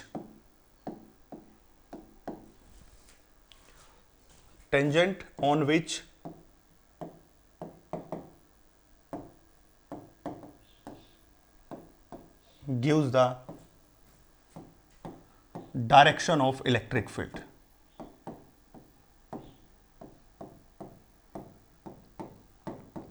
electric field, देखिए इसकी बात को अगर मैं समझाऊं तो कुछ ऐसा होगा। मान लिया जाए एक स्मूथ कर्व है, इस तरह से ये कर्व होगी, एक कर्व है, ये स्ट्रेट लाइन में भी हो सकती है, कर्व्ड में भी हो सकती है, दोनों बातें हो सकती है, उसमें कोई प्रॉब्लम नहीं। अगर मैं इसके किसी भी पॉइंट पे, जैसे यहां पे एक टेंजेंट बना दूं, इस पॉइंट पे एक टेंजेंट बना दूं, ये बना दी, टेंजेंट का पता होगा ना, जैसे आपका ये सर्कल है, इस सर्कल के ऊपर टेंजेंट बनाना तो ऐसे कुछ बनाते हैं, उसके साथ मिलती हुई लाइन को खींच देते हैं, इसको टेंजेंट कहते हैं। ठीक है, इस प्रकार। तो अगर मैं यहां पे एक टेंजेंट बना दूं, यहां पे एक टेंजेंट बना दूं, तो ये टेंजेंट क्या देगा? इलेक्ट्रिक फील्ड की डायरेक्शन को देगा। इसी प्रकार आप कोई भी पॉइंट सेलेक्ट कर लीजिए, आपका मन करे वही पॉइंट ले लीजिए। मान लिया जाए हमने ये पॉइंट ले लिया और इस पॉइंट के ऊपर एक टेंजेंट खींचा, तो वो क्या देगा? इलेक्ट्रिक फील्ड की डायरेक्शन देगा। तो यही बात ऊपर लिखी हुई है कि जो आपकी ये रिप्रेजेंटेशन है, ये पिक्चोरियल है। देखो यहां पे कहीं पे हमने मैथमेटिकल टर्म नहीं लिखी, ये तो पिक्चोरियल रिप्रेजेंटेशन है, पिक्चर्स के रूप में है। तो ये एक क्या है? स्मूथ कर्व है, ये आपको दिखाई दे रही है कर्व है। अगर इसके किसी भी पॉइंट के ऊपर आप यूनिट पॉजिटिव चार्ज रख दोगे तो वो क्या करेगा? फ्रीली मूव करेगा। दूसरी डेफिनेशन लेके आ रहा हूं, अगर आप इसके किसी भी पॉइंट के ऊपर एक यूनिट पॉजिटिव चार्ज रखोगे तो वो फ्रीली क्या करेगा? मूव करेगा। कैसे? देखिए जरा ध्यान से समझिए। मान लिया फिर से स्मूथ कर्व बना दी, यहां पे यूनिट पॉजिटिव चार्ज हमने रख दिया और कंडीशन क्या है? ये चार्ज बिल्कुल फ्री होने चाहिए। पहली बात दोबारा से समझाता हूं कि इलेक्ट्रिक फील्ड के किसी भी पॉइंट के ऊपर टेंजेंट खींच दोगे तो वो इलेक्ट्रिक फील्ड की डायरेक्शन देगा। यानी कि इस कर्व के, जिसको हम क्या कहते हैं? इलेक्ट्रिक फील्ड लाइंस कहते हैं, किस कर्व के किसी भी पॉइंट के ऊपर आप कोई भी टेंजेंट ड्रॉ करोगे तो वो इलेक्ट्रिक फील्ड की डेफिनेशन देगा। पहली डेफिनेशन लिखवा चुका हूं पर वही है। दूसरी, अगर आप इसके किसी भी पॉइंट पे यूनिट पॉजिटिव चार्ज को छोड़ दो तो वो फ्रीली इसके सरफेस के पास मूव करेगा ऐसे, ठीक है। ये स्मूथ सरफेस है इसलिए मूव करेगा। खास बात क्या है, ये बिल्कुल फ्री होना चाहिए। फ्री का मतलब इसके ऊपर दूसरे फोर्स काम ना कर रहे हो, ये बिल्कुल फ्री होना चाहिए। ऐसा ना हो कि बाहर से कोई फोर्स लगा के इसको रोक दिया, ऐसा बिल्कुल नहीं करना। इसको फ्री छोड़ दो तो ये क्या करेगा, फ्रीली इसके ऊपर मूव करेगा। तो हम क्या कह सकते हैं कि these are the smooth curve on which unit positive charge will move if free to do so. अगर वो फ्री है तो यूनिट पॉजिटिव चार्ज आसानी से उसके ऊपर क्या करेगा, मूव करेगा। ये भी दूसरी डेफिनेशन आपको बता दी। कहने का मतलब इस कर्व के ऊपर फ्रीली मूव करता है कौन, यूनिट पॉजिटिव चार्ज। ये दूसरी बात मैंने आपको बता दी। अब खास बात क्या है, ये फ्रीली क्यों मूव करता है, इसलिए मूव करता है ये कर्व कंटिन्यूअस होती है भाई। ये जो कर्व हैं ये कैसी कर्व होती है, कंटिन्यूअस होती है, लगातार होती है, ब्रेक इनमें नहीं होता। ये कर्व कैसी होती है, कंटिन्यूअस। क्यों कंटिन्यूअस होती हैं, इस बात का एग्जांपल, इस बात का जो है रीजन मैं आपको दे रहा हूं और आपको कहीं नहीं मिलेगा और जल्दी से आपको कोई नहीं बताएगा, मैं बता रहा हूं। क्योंकि अगर इसके अंदर कोई ब्रेक होता, ध्यान से समझ लीजिएगा, इसके अंदर कोई ब्रेक होता, कंटिन्यू का मतलब होता है लगातार, जो चीज कहीं खत्म नहीं होती लगातार। ऐसा नहीं कि बीच में ब्रेक आ गई, जैसे कि ये कंटिन्यूअस नहीं है, बीच में देखो खाली स्थान है, खाली स्थान है, इसको कहते हैं नॉन कंटिन्यूअस। और कंटिन्यूअस का मतलब लगातार। जिसको ये बात भी नहीं पता वो भी समझ लीजिए। ऐसा क्यों है, क्योंकि यूनिट पॉजिटिव चार्ज कभी भी जंप नहीं कर सकता। ऐसा नहीं कि जैसे कि यूनिट पॉजिटिव चार्ज यहां से चला यहां आ गया, अब यहां करो नहीं, इसको तो जंप करना पड़ेगा, पर ये जंप नहीं कर सकता है। और जंप नहीं कर सकता है तो यूनिट पॉजिटिव चार्ज मूव नहीं कर पाएगा, और मूव नहीं करेगा तो वो इलेक्ट्रिक फील्ड लाइंस बनेगी नहीं। क्योंकि इलेक्ट्रिक फील्ड लाइंस का कहना है कि जब भी इसके ऊपर कोई यूनिट पॉजिटिव चार्ज को छोड़ोगे तो वो क्या करेगा, स्मूथ कर्व के ऊपर मूव करेगा अगर फ्री है तो so these lines are continuous. याद रखने, पहली प्रॉपर्टी बता रहा हूं कि electric field lines are continuous. Electric field lines हमेशा क्या होती है, कंटिन्यूअस। और इसकी सारी बातें, इसके सारी की सारी प्रॉपर्टी आपको मिल जाएंगी उसकी फॉर्म में, और आपको पीडीएफ और टेलीग्राम पे मिल जाएगी। जिसको चाहिए वहां जाके ले ले, नीचे मैं लिंक डाल दूंगा टेलीग्राम का, बार बार ये कह रहा हूं। तो कैसी कर्व होती है, कंटिन्यूअस कर्व होती है, लगातार कर्व है, ऐसी बात नहीं है कि कहीं से ब्रेक है। अगर ब्रेक होगा, अगर ब्रेक होता, if these are not continuous then unit positive charge have to be jump. उसको क्या करना पड़ेगा, जंप करना पड़ेगा। But this is not possible, so these are not non continuous, these are always continuous curve. क्योंकि कभी भी यूनिट पॉजिटिव चार्ज जंप नहीं कर सकता है, इसलिए ये कर्व कंटिन्यूअस होती हैं। और ये एनसीईआरटी का क्वेश्चन भी आपको मिल जाएगा, जाके देख लेना, वहां पे ब्रेक नहीं मिलेगा, इसलिए कैसी होती है, कंटिन्यूअस। मेन बात क्या, ब्रेक। अगर ब्रेक नहीं है तो जंप नहीं कर सकती, और जंप नहीं कर सकती तो उनको कैसा सरफेस चाहिए, कंटिन्यूअस सरफेस चाहिए, इसलिए। तो ये आपकी प्रॉपर्टी भी आ गई कि these lines are continuous but do not forms loop. याद रखना भाई, do not forms loop.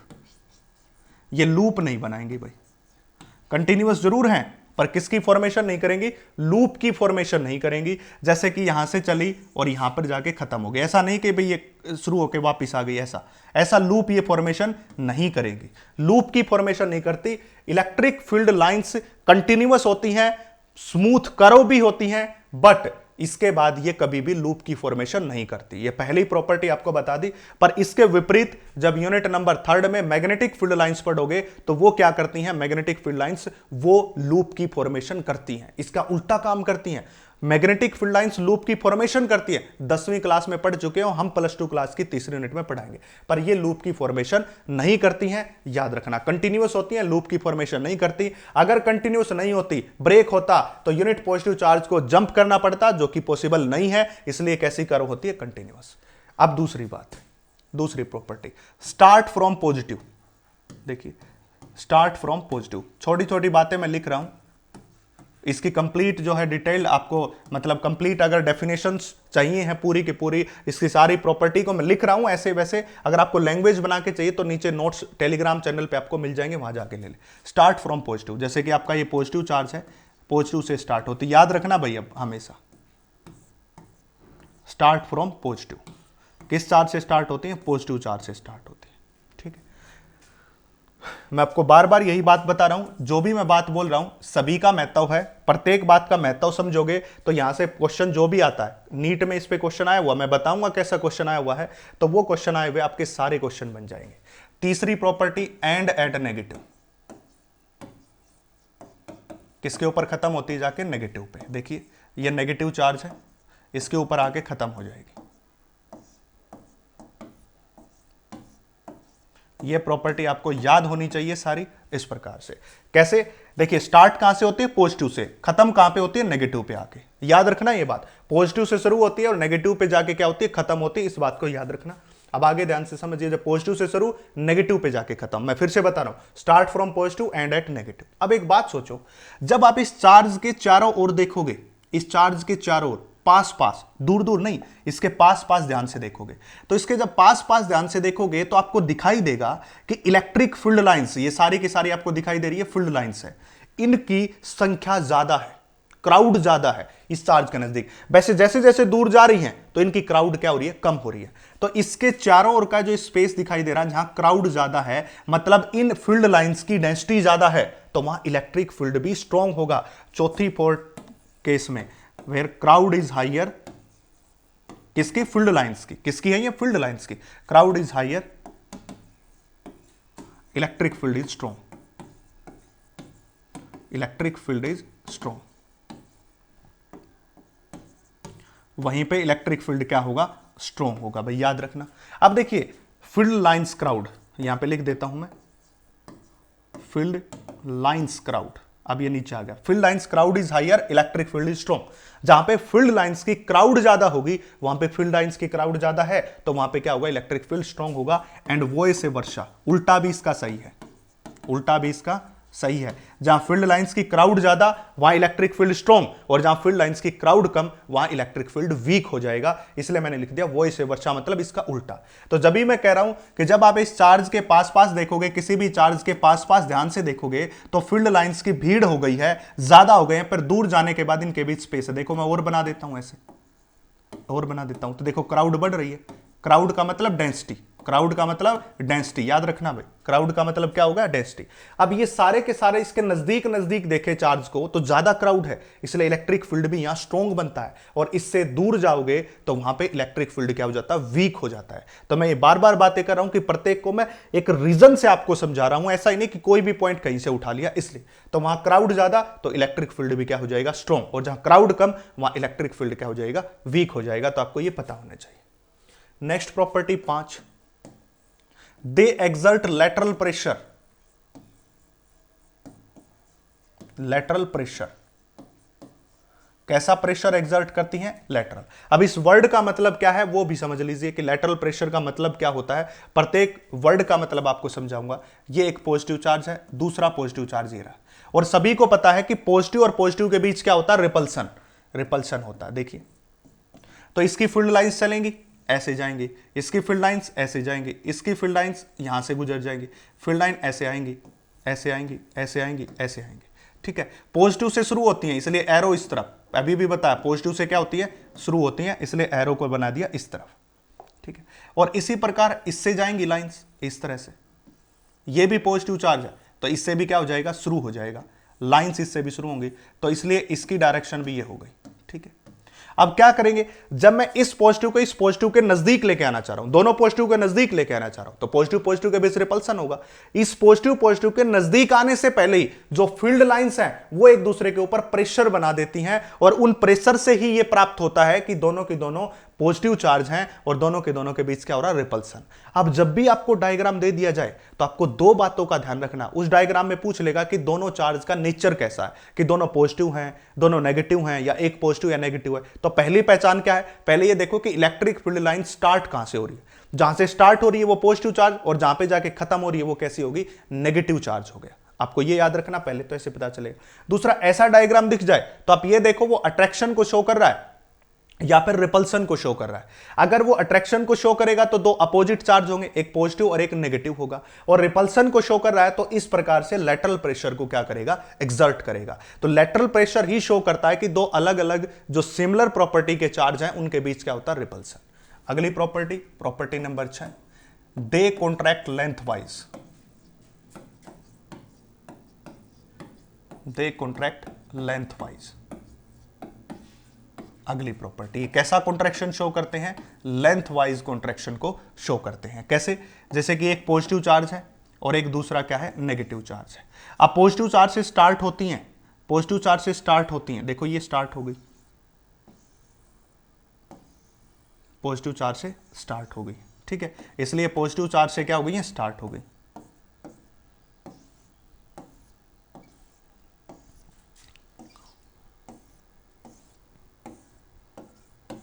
Sorry, ये उल्टा बना दिया भाई डायग्राम, यहां पे नेगेटिव पे आके खत्म होती है, इसलिए एरो इस तरफ आएंगे, नेगेटिव पे आके क्या होती है, खत्म, देखो नेगेटिव पे आके खत्म, और पॉजिटिव से स्टार्ट, इसलिए डायग्राम ये बनेगा।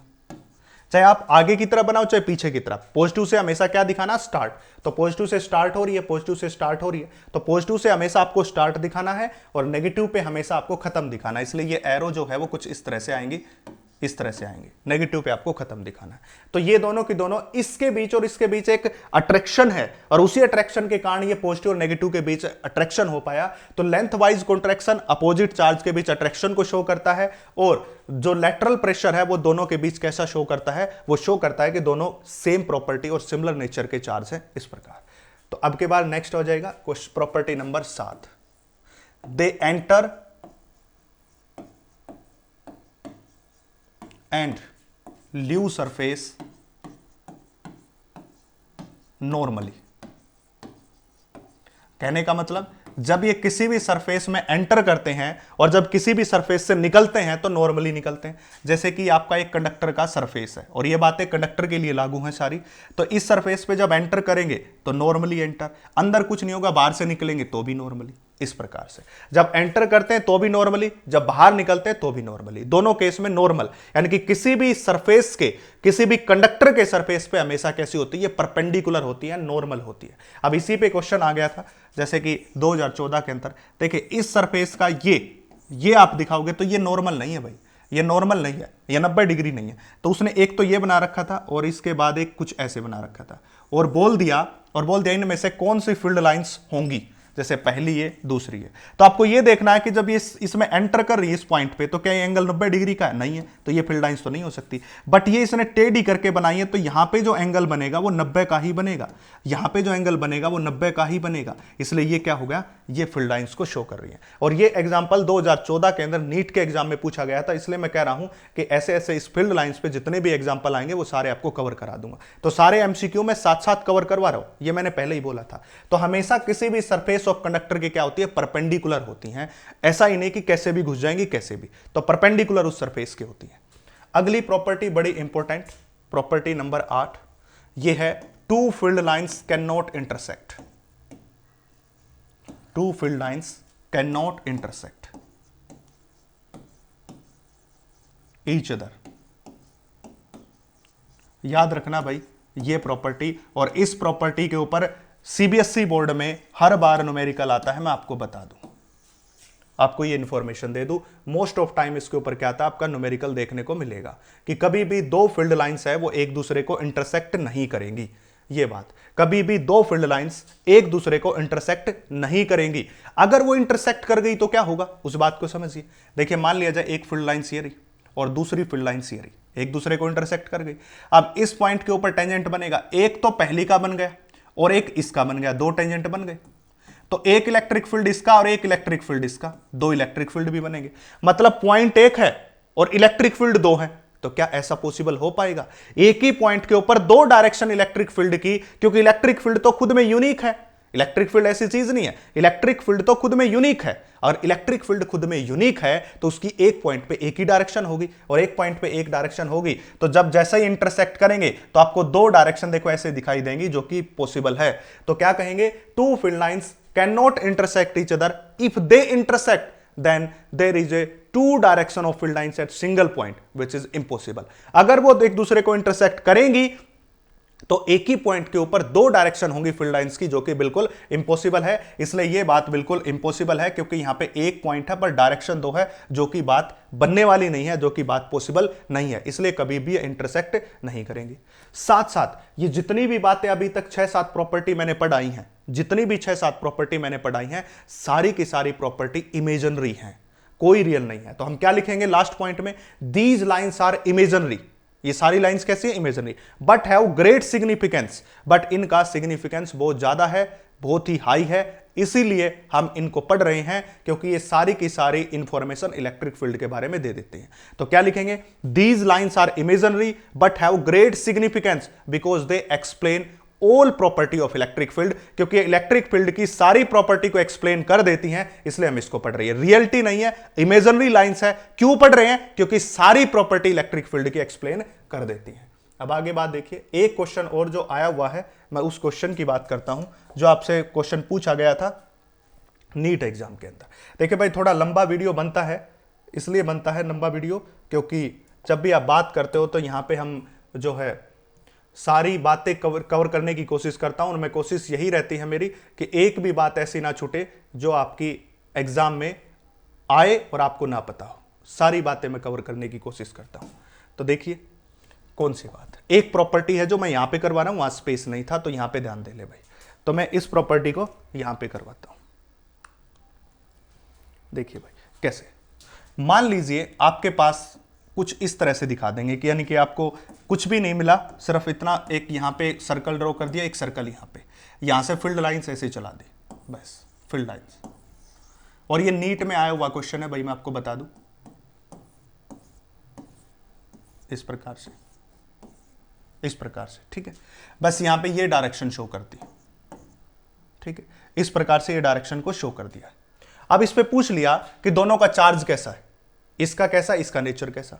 अब आप एक बात देखो ध्यान से, एक बात आपको दिखाई देगी कि इससे आपको स्टार्ट होती, इस एरो से पता लगाओ, इस एरो से स्टार्ट होती दिखाई दे रही है तो ये कैसा, पॉजिटिव, और इस पे आपको जाके खत्म होती दिखाई दे रही है तो इसलिए इस पे कैसा होगा, नेगेटिव। आपको ऐसे पता करना। अब इसी जैसा क्वेश्चन हो सकता है दोनों पॉजिटिव पॉजिटिव हो सकता है दोनों नेगेटिव नेगेटिव। तो आपको कैसे पता चलेगा, एरोज से।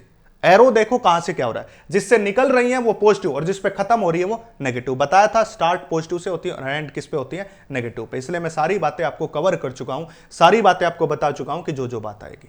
इसके बाद अगली, अगर आपको एक प्लेन शीट दे दी जाए, ये प्लेन शीट और ये पॉजिटिव चार्ज शीट है, और इसके कारण कह दे कि इलेक्ट्रिक फील्ड लाइंस को ड्रॉ कीजिए, तो इसके कारण इलेक्ट्रिक फील्ड लाइन ऐसे होंगी, बिल्कुल स्ट्रेट लाइन, क्योंकि पॉजिटिव से शुरू होती हैं इसलिए हमने शुरू कर दी। इस तरफ भी होंगी, इस तरफ भी होंगी, दोनों तरफ होंगी। क्यों, क्योंकि पॉजिटिव से क्या होती है, शुरू होती है, इसलिए पॉजिटिव से शुरू कर दी। अगर आपको यही सीट नेगेटिव दे दी जाए तो कैसी होती, उल्टी। देखो, क्योंकि नेगेटिव पे आगे क्या होती है, खत्म होती है, नेगेटिव पे आगे खत्म। इस तरफ भी होंगी, नेगेटिव पे आगे खत्म, नेगेटिव पे आगे खत्म। पहले ही बताया पॉजिटिव से स्टार्ट नेगेटिव पे खत्म, इसलिए पॉजिटिव से स्टार्ट नेगेटिव पे खत्म, पॉजिटिव से स्टार्ट नेगेटिव पे। तो पॉजिटिव से शुरू हो रही है, इस तरफ भी इस तरफ भी, नेगेटिव से इस तरफ इस तरफ। अगला एग्जांपल ध्यान से देखिए जरा। अगला एग्जांपल क्या है, मान लिया जाए यहां पे एक नेगेटिव चार्ज है और यहां पे एक प्लेन शीट है, ऐसे रख दिया इस प्रकार से, ठीक है। अब कौन सा फिनोमिना होगा, इंडक्शन का फिनोमिना होगा। आपको बताया गया था इंडक्शन का फिनोमिना। आपको इंडक्शन के फिनोमिना में क्या होता है, बिना कॉन्टैक्ट के दूसरे के अंदर चार्ज को इंड्यूस हो जाता है। अगर यहां नेगेटिव है तो इसका दूसरा चार्ज अपोजिट यहां इंड्यूस हो जाएगा, क्योंकि इंडक्शन में अपोजिट चार्ज इंड्यूस होता था भाई, याद रखना, ठीक है। और यहां पे कैसा हो जाएगा, नेगेटिव। ये बात याद रखनी पड़ेगी आपको, तब आपका काम बनेगा। क्या कहा मैंने, इंडक्शन का फिनोमिना समझा चुका हूं। ऊपर मैं लिंक भी डालूंगा वीडियोस का, पहले चैप्टर में जहां पे चार्ज के बारे में डिस्कस किया था पहले लेक्चर में, वहां पे तो वो मैंने डिस्कस कर चुका हूं। अब देखिए, नेगेटिव से हमेशा शुरू होती हैं, इसलिए यहां पे खत्म हो गई। नेगेटिव से शुरू होती हैं, ऐसे जाएंगी, नेगेटिव से शुरू होती हैं, ऐसे जाएंगी, नेगेटिव से शुरू होती है, ऐसे जाएंगी। सॉरी, उल्टा बना दिया भाई, नेगेटिव पे खत्म होती है, उल्टा बना दिया, नेगेटिव पे खत्म होती है, पॉजिटिव से शुरू होती है। तो पॉजिटिव से शुरू ऐसे, पॉजिटिव से शुरू ऐसे, पॉजिटिव से शुरू ऐसे, पॉजिटिव से शुरू ऐसे, पॉजिटिव से शुरू ऐसे, और पॉजिटिव से शुरू ऐसे, इस प्रकार से बन गया। पॉजिटिव से हमेशा क्या होती है, शुरू, और नेगेटिव पे जाके क्या होती है, खत्म होती है। देखिए, पॉजिटिव से शुरू जो करके नेगेटिव, पॉजिटिव से शुरू होकर नेगेटिव, इस प्रकार से, ठीक है। Start from positive end at negative. अब इस नेगेटिव पे लाइन इस तरफ से भी आएंगी, नेगेटिव पे लाइन इस तरफ से भी आएंगी, नेगेटिव पे लाइन इस तरफ से भी आएंगी, नेगेटिव पे लाइन इस तरफ से भी आएंगी, नेगेटिव पे लाइन इस तरफ से भी आएंगी। क्यों, नेगेटिव पे आके लाइंस खत्म होती है, नेगेटिव पे लाइंस आके खत्म होती है। तो इस प्रकार का डायग्राम आपका बनेगा। कहेगा कि आपको एक प्लेट दी है और उसके सामने एक नेगेटिव चार्ज को रख दिया, उसके लिए फील्ड लाइंस को ड्रॉ कीजिए। तो फील्ड लाइंस को देखो, यहां नेगेटिव है तो इस पॉजिटिव बनाओ, यहां पे नेगेटिव, यहां पे इंडक्शन में कौन सा चार्ज, अपोजिट चार्ज अपीयर होता है। तो यहां पे शुरू होकर इस पे खत्म, यहां पे शुरू होकर इस पे खत्म, यहां से शुरू होकर इस पे खत्म, क्योंकि नेगेटिव पे खत्म और पॉजिटिव से स्टार्ट। इसी प्रकार यहां नेगेटिव था तो इस पे आके सारी लाइंस क्या हो जाएंगी, खत्म हो जाएंगी। इसकी बजाय यहां पॉजिटिव होता तो उल्टा डायग्राम बनता, आपको भी ये बात पता है, मैं बना देता हूं। यहां पॉजिटिव होता, यहां प्लेट होती तो यहां पे नेगेटिव चार्ज होता ना, क्योंकि ये पॉजिटिव है नेगेटिव, और यहां पे कौन सा होता पॉजिटिव, इसका उल्टा। अब की बार पॉजिटिव से शुरू हो जाती, पॉजिटिव से शुरू हो जाती, पॉजिटिव से शुरू हो जाती इस प्रकार से, और यहां भी पॉजिटिव से शुरू हो जाती। तो आपको जो भी डायग्राम पूछा जाए, जो भी डायग्राम आपसे पूछा जाए, वो आप डायग्राम बना सकते हो इस प्रकार से। तो मैंने सारे डायग्राम्स को, सारी फील्ड लाइंस की प्रॉपर्टी को एक साथ कवर करने की कोशिश की, और कोशिश की आपको ये सारी प्रॉब्लम्स क्रिएट ना हो जब भी आप एग्जांपल करोगे। अब हम चलते हैं इनके न्यूमेरिकल्स में।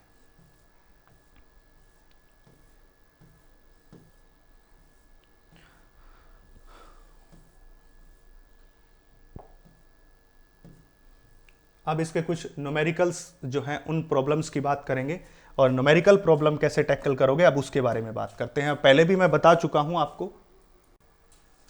देखिए भाई, सबसे पहला एग्जांपल, इस एग्जांपल से पहले मैं दो बातें आपको फिर से बताना चाहता हूं, वो ध्यान से समझिएगा। मान लीजिए आपके पास जो है एक ये इलेक्ट्रिक फील्ड है, ये इलेक्ट्रिक फील्ड को डिनोट करने का अब तरीका है। मैंने कहा था कि electric field lines smooth curve भी हो सकती हैं, और इलेक्ट्रिक फील्ड लाइंस जो है स्ट्रेट लाइन में भी हो सकती है, दोनों हो सकती है। मैं आपको बता चुका हूं ये बात पहले में, और कंटिन्यूअस होती हैं पर लूप की फॉर्मेशन नहीं करती, ये बात भी आपको बताई थी। अगर इस इलेक्ट्रिक फील्ड में कोई पॉजिटिव चार्ज रखा जाए, ध्यान रखना, कोई भी पॉजिटिव चार्ज रखा जाए तो ये क्या होगा, एक्सेलरेट होगा भाई, accelerate in direction of field. ये बात याद रख लें और कॉपी में लिख लें, इन डायरेक्शन ऑफ फील्ड। ये फील्ड की डायरेक्शन में क्या होगा, एक्सेलरेट होगा। कब, जब पॉजिटिव चार्ज को रखा जाएगा, इन डायरेक्शन ऑफ फील्ड। इस बात को ध्यान देके नोट कर लें भाई, इस बात को लिख लें अपनी कॉपी के अंदर। जब भी पॉजिटिव चार्ज को इलेक्ट्रिक फील्ड में रखा जाएगा तो जो डायरेक्शन इलेक्ट्रिक फील्ड की, उसी डायरेक्शन में एक्सेलरेट होगा। दूसरा पॉइंट, ये फिर से हमने फील्ड बनाया, ये डायरेक्शन इलेक्ट्रिक फील्ड की है, पर अब की बार यहां नेगेटिव चार्ज को रखा है। नेगेटिव चार्ज हमेशा एक्सेलरेट होगा, accelerate opposite to direction of field, opposite to direction of field. Field की डायरेक्शन से उल्टी डायरेक्शन में क्या होगा, ये एक्सेलरेट होगा। ये दोनों बातें गांठ बांध लो, ये दोनों बातें याद रख लो, आपको काम आएगी। इलेक्ट्रिक फील्ड एक्सेलरेशन का काम करता है, यह बात भी आपको याद रखनी है। यह बात याद रखोगे तो तीसरे चैप्टर में मैग्नेटिक फील्ड में आपको काम आएगी, कि जब इलेक्ट्रिक और मैग्नेटिक फील्ड एक साथ लगाएंगे तो बताएंगे कि इलेक्ट्रिक फील्ड हमेशा एक्सेलरेट करता है और मैग्नेटिक फील्ड हमेशा सर्कल में रोटेट करवाता है। इसलिए मैं कह रहा हूं कि प्रत्येक पॉइंट का मतलब है भैया, प्रत्येक पॉइंट को मैं समझा दूंगा। बस चैनल को लाइक करके सब्सक्राइब कर दीजिए, मुझे जरूरत है उनकी, और 1 के सब्सक्राइबर कर दीजिए ताकि मोटिवेशन मिले, और उसके बाद मैं आपको ऐसे ऐसे लेक्चर्स और दे पाऊं। मैंने फिर से कहा, पॉजिटिव चार्ज को इलेक्ट्रिक फील्ड में रखोगे तो in the direction of field accelerate होगा, नेगेटिव चार्ज को रखोगे तो opposite to the direction of field accelerate होगा। यह बात आपको पता होना चाहिए। और तीसरी बात क्या, इलेक्ट्रिक फील्ड एक्सेलरेशन का काम करता है, हमेशा एक्सेलरेशन प्रोवाइड करता है। यह बातें आपको पता होनी चाहिए। चलिए अब आगे बढ़ते हैं। देखिए अब आगे बढ़ते हैं। An electrons falls through a distance of 1.5 centimetre in uniform electric field. देखिए कितनी डिस्टेंस से, 1.5 सेंटीमीटर की दूरी से फॉल्स हुआ है। यह बात यहीं पे रहने दो, ठीक है। इन the direction of electric field, that is electric field की बात करेंगे तो 2 गुणा में 10 की शक्ति 4 न्यूटन पर कूलम। बता चुका हूं न्यूटन पर कूलम किसकी यूनिट होती है, इलेक्ट्रिक फील्ड की। When direction of electric field is reversed, a proton falls through same distance.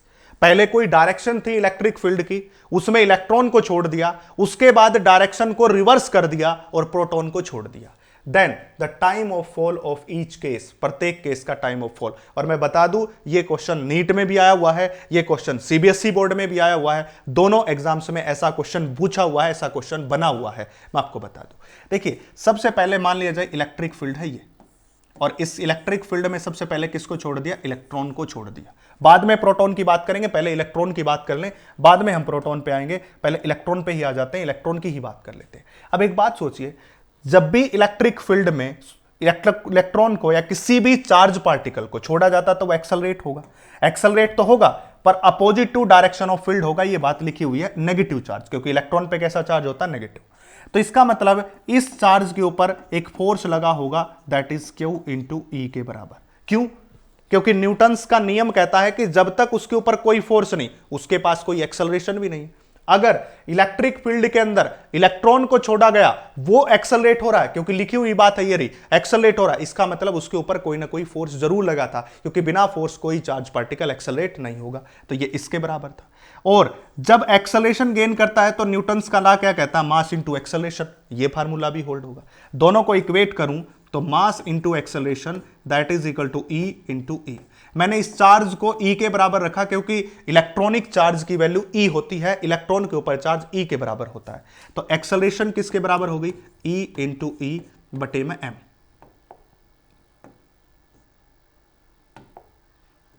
E into ई बटे में एम, ये किसकी वैल्यू आ गई, एक्सेलरेशन की वैल्यू आ गई।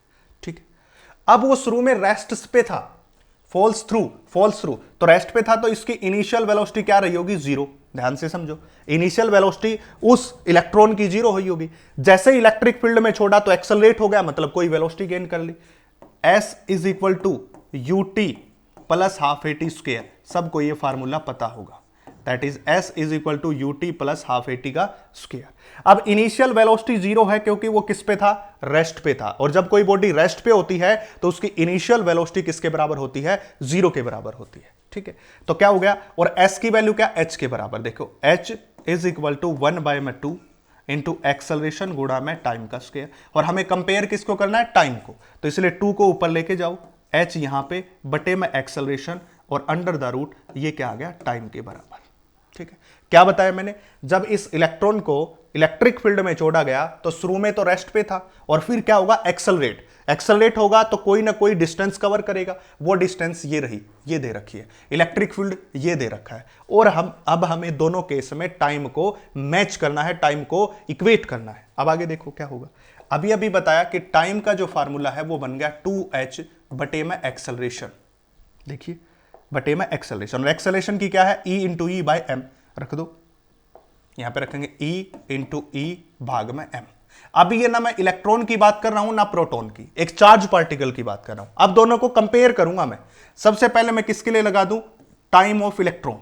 ठीक है, टाइम ऑफ इलेक्ट्रॉन में 2 as it is, height h of electron, electric field same रहेगा, दोनों पे सेम काम कर रहा, अगले ने बोला है अलग अलग नहीं है, ई इलेक्ट्रॉनिक चार्ज, और बटे में क्या हो गया, सॉरी ऊपर m था भाई, ऊपर कौन था, मास ऑफ इलेक्ट्रॉन, और बटे में क्या होगा, इलेक्ट्रिक फील्ड, और इसके ऊपर रूट, इलेक्ट्रॉन के लिए होगा। अब दूसरा प्रोटॉन के लिए दैट इज 2, और h ऑफ प्रोटॉन। अब देखो field is reversed, a proton falls through same distance, मतलब h की वैल्यू भी दोनों के लिए क्या है, सेम है, तो और साथ में क्या हो जाएगा, मास ऑफ प्रोटॉन, बटे में क्या हो जाएगा, ई इलेक्ट्रॉनिक चार्ज बटे में इलेक्ट्रिक फील्ड। तो बातें होगी। अब आपको याद रखना है, इसने कहा कि जो H ऑफ इलेक्ट्रॉन है वही H ऑफ प्रोटॉन है, इसने बोला है, ये बात बोल दी। आपको पता होना चाहिए दूसरी बात में, जो चार्ज इलेक्ट्रॉन के ऊपर होता है वही चार्ज प्रोटॉन पे होता है, बस एक पे प्लस होता है एक पे माइनस। 1.6 × 10⁻⁻19 प्लस का तो किसके ऊपर, प्रोटॉन के ऊपर, और नेगेटिव का किसके ऊपर, इलेक्ट्रॉन के ऊपर। तो इस प्रकार हो गया। अब देखो दोनों के केस में H भी मैच कर गया, E भी मैच कर गया, E भी, मतलब जो टाइम पीरियड इलेक्ट्रॉन का है वो डायरेक्टली प्रोपोर्शनल किसके हो गया, मास ऑफ इलेक्ट्रॉन का रूट। इसी प्रकार टाइम पीरियड ऑफ प्रोटॉन जो है वो किसके डायरेक्टली प्रोपोर्शनल हो गया, मास ऑफ प्रोटॉन के। बाकी ये 2 से H से E से E से तो कैंसिल हो जाएगा, जब एक दूसरे को डिवाइड करोगे तो कैंसिल हो जाना, इस पार्ट से ये पार्ट कैंसिल हो जाएगा क्योंकि दोनों इक्वल है, सारी बातें इक्वल है इसलिए। तो अब क्या हो गया, टाइम पीरियड ऑफ इलेक्ट्रॉन बटे time period of proton is equal to under the root, mass of electron होता है 9.1 इंटू 10⁻⁻31 किलोग्राम, और इसका होता है 1.67 इंटू 10⁻⁻27 किलोग्राम। दोनों को डिवाइड करके उत्तर निकाल लीजिए, आपके पास आंसर आ जाएगा। अब ये क्वेश्चन एक जगह नहीं, बहुत जगह काम करेगा, बहुत जगह आपकी बातें आएंगी, बहुत सारे न्यूमेरिकल्स इस पे आएंगे, मैं आपको बता रहा हूं। फिर से एक बार इसकी मैं कवर अप करा देता हूं। सबसे पहले आपको पता होना चाहिए कि जब किसी इलेक्ट्रिक फील्ड में पॉजिटिव चार्ज को रखोगे तो वो डायरेक्शन में एक्सेलरेट होगा, नेगेटिव उल्टा होगा। अब क्वेश्चन ने क्या बोल दिया कि हमने एक इलेक्ट्रिक फील्ड लिया, उसमें इलेक्ट्रॉन को छोड़ा, वो h डिस्टेंस से क्या कर गया, जो है फॉल्स कर गया, इलेक्ट्रिक फील्ड की वैल्यू h की वैल्यू दे दी। अब कहा कि डायरेक्शन को रिवर्स कर दिया, उसी को उतना ही इलेक्ट्रिक फील्ड दिया, उतनी ही डिस्टेंस से प्रोटॉन फॉल हो गया। दोनों के टाइम का रेशियो बता दीजिए। अब हमें पता है कि चाहे आप प्रोटॉन को छोड़ो चाहे आप इलेक्ट्रॉन को छोड़ो, किसी चार्ज पार्टिकल को जब छोड़ोगे तो एक्सेलरेट होगा। और क्यों होगा? क्योंकि फोर्स लगा होगा। बिना फोर्स कोई एक्सेलरेशन नहीं होती। तो इतना आ गया। फोर्स किसके बराबर हो गया? मास इंटू एक्सेलरेशन। एक्सेलरेशन निकाल ली। फार्मूला 11th क्लास से निकल के आया है, S is equal to ut plus half at square. Initially rest पे था इसलिए क्या हो गया? 0। अगर इनिशियली रेस्ट पे नहीं होता, कहता कि बाहर से इलेक्ट्रॉन किसी वेलोसिटी के साथ आता हुआ उसके अंदर घुस गया, ऐसा बोल दे, तो आपको यहां पे u की वैल्यू रखनी पड़ेगी, फिर 0 नहीं रख सकते। अब यहां पे रेस्ट पे था, फॉल्स हुआ है इसलिए 0। h half at square. Time को निकाला और टाइम को कंपेयर कर लिया दोनों के दोनों केस के अंदर, और आपके पास उत्तर आ गया, क्योंकि h और h की वैल्यू सेम है, e की वैल्यू सेम है। इसके साथ में एक बात और बताऊं आपको, यहां पे कवर अप करूं। मान लिया जाए, आपको बोल दिया जाए कि ये पॉजिटिव चार्ज की प्लेट है और ये नेगेटिव चार्ज की प्लेट है, ठीक है। इलेक्ट्रिक फील्ड की डायरेक्शन पॉजिटिव टू नेगेटिव होती है। किसी को नहीं पता तो याद रख लें, इलेक्ट्रिक फील्ड की डायरेक्शन कहां होती है? इलेक्ट्रिक फील्ड की डायरेक्शन, इलेक्ट्रिक फील्ड की डायरेक्शन, एक डायरेक्शन निकालनी कब सिखाई थी? जब आपको दो चार्ज दे दिए जाए, एक चार्ज दे दिया जाए एक क्यों, और उस टाइम के ऊपर आपसे पूछ लिया जाए कि डायरेक्शन बताओ, तो क्या करोगे? यूनिट पॉजिटिव चार्ज पुट करके देखोगे। दूसरा क्या है? Direction of electric field positive से लेकर नेगेटिव तक, ये होती है दूसरी। Direction of electric field positive से लेके नेगेटिव तक। दूसरी बात याद रखना, पहला तो कैसे निकालते हैं? एक चार्ज के कारण by putting unit positive charge, और दूसरा बाय पॉजिटिव टू नेगेटिव। ये दूसरी बात है, दूसरी डायरेक्शन का फार्मूला मैंने बताया। अब बाहर से कोई चार्ज पार्टिकल आया, क्यू, इसको छोड़ दिया। अब चार्ज पार्टिकल मान लिया जाए है पॉजिटिव चार्ज है, पॉजिटिव चार्ज है, जैसे ही एंटर करेगा तो किसकी तरफ अट्रैक्ट होगा? नेगेटिव की तरफ होगा। ऐसे ही तो होगा, क्योंकि पॉजिटिव है। देखो, जाना तो इसको सीधा था ऐसे, पर ये नेगेटिव के द्वारा अट्रैक्ट कर लिया गया। क्यों? क्योंकि पॉजिटिव और नेगेटिव के बीच क्या होता है? अट्रैक्शन। अगर ये नेगेटिव होता तो पॉजिटिव की तरफ जाता, पॉजिटिव है तो नेगेटिव की तरफ। अब इसने कोई ना कोई डिस्टेंस y को ट्रेवल किया है, ये y जाना तो क्या था? सीधा, पर ये किस में मुड़ गया? y डायरेक्शन में। अब इसने y को ट्रेवल किया।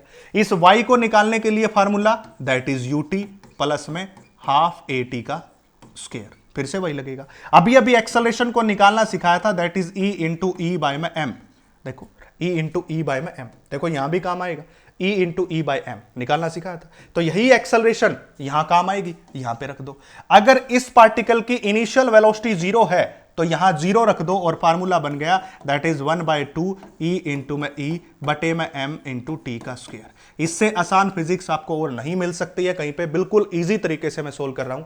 अगर इसकी इनिशियल वेलोसिटी कुछ है, अगर इनिशियल वेलोसिटी कुछ है, बोले 10 मीटर पर सेकंड से आगे घुस गया, तो यहां रख दो u की वैल्यू और टाइम की वैल्यू, फिर आपको रखनी पड़ेगी, फिर आपका कोई चारा नहीं है।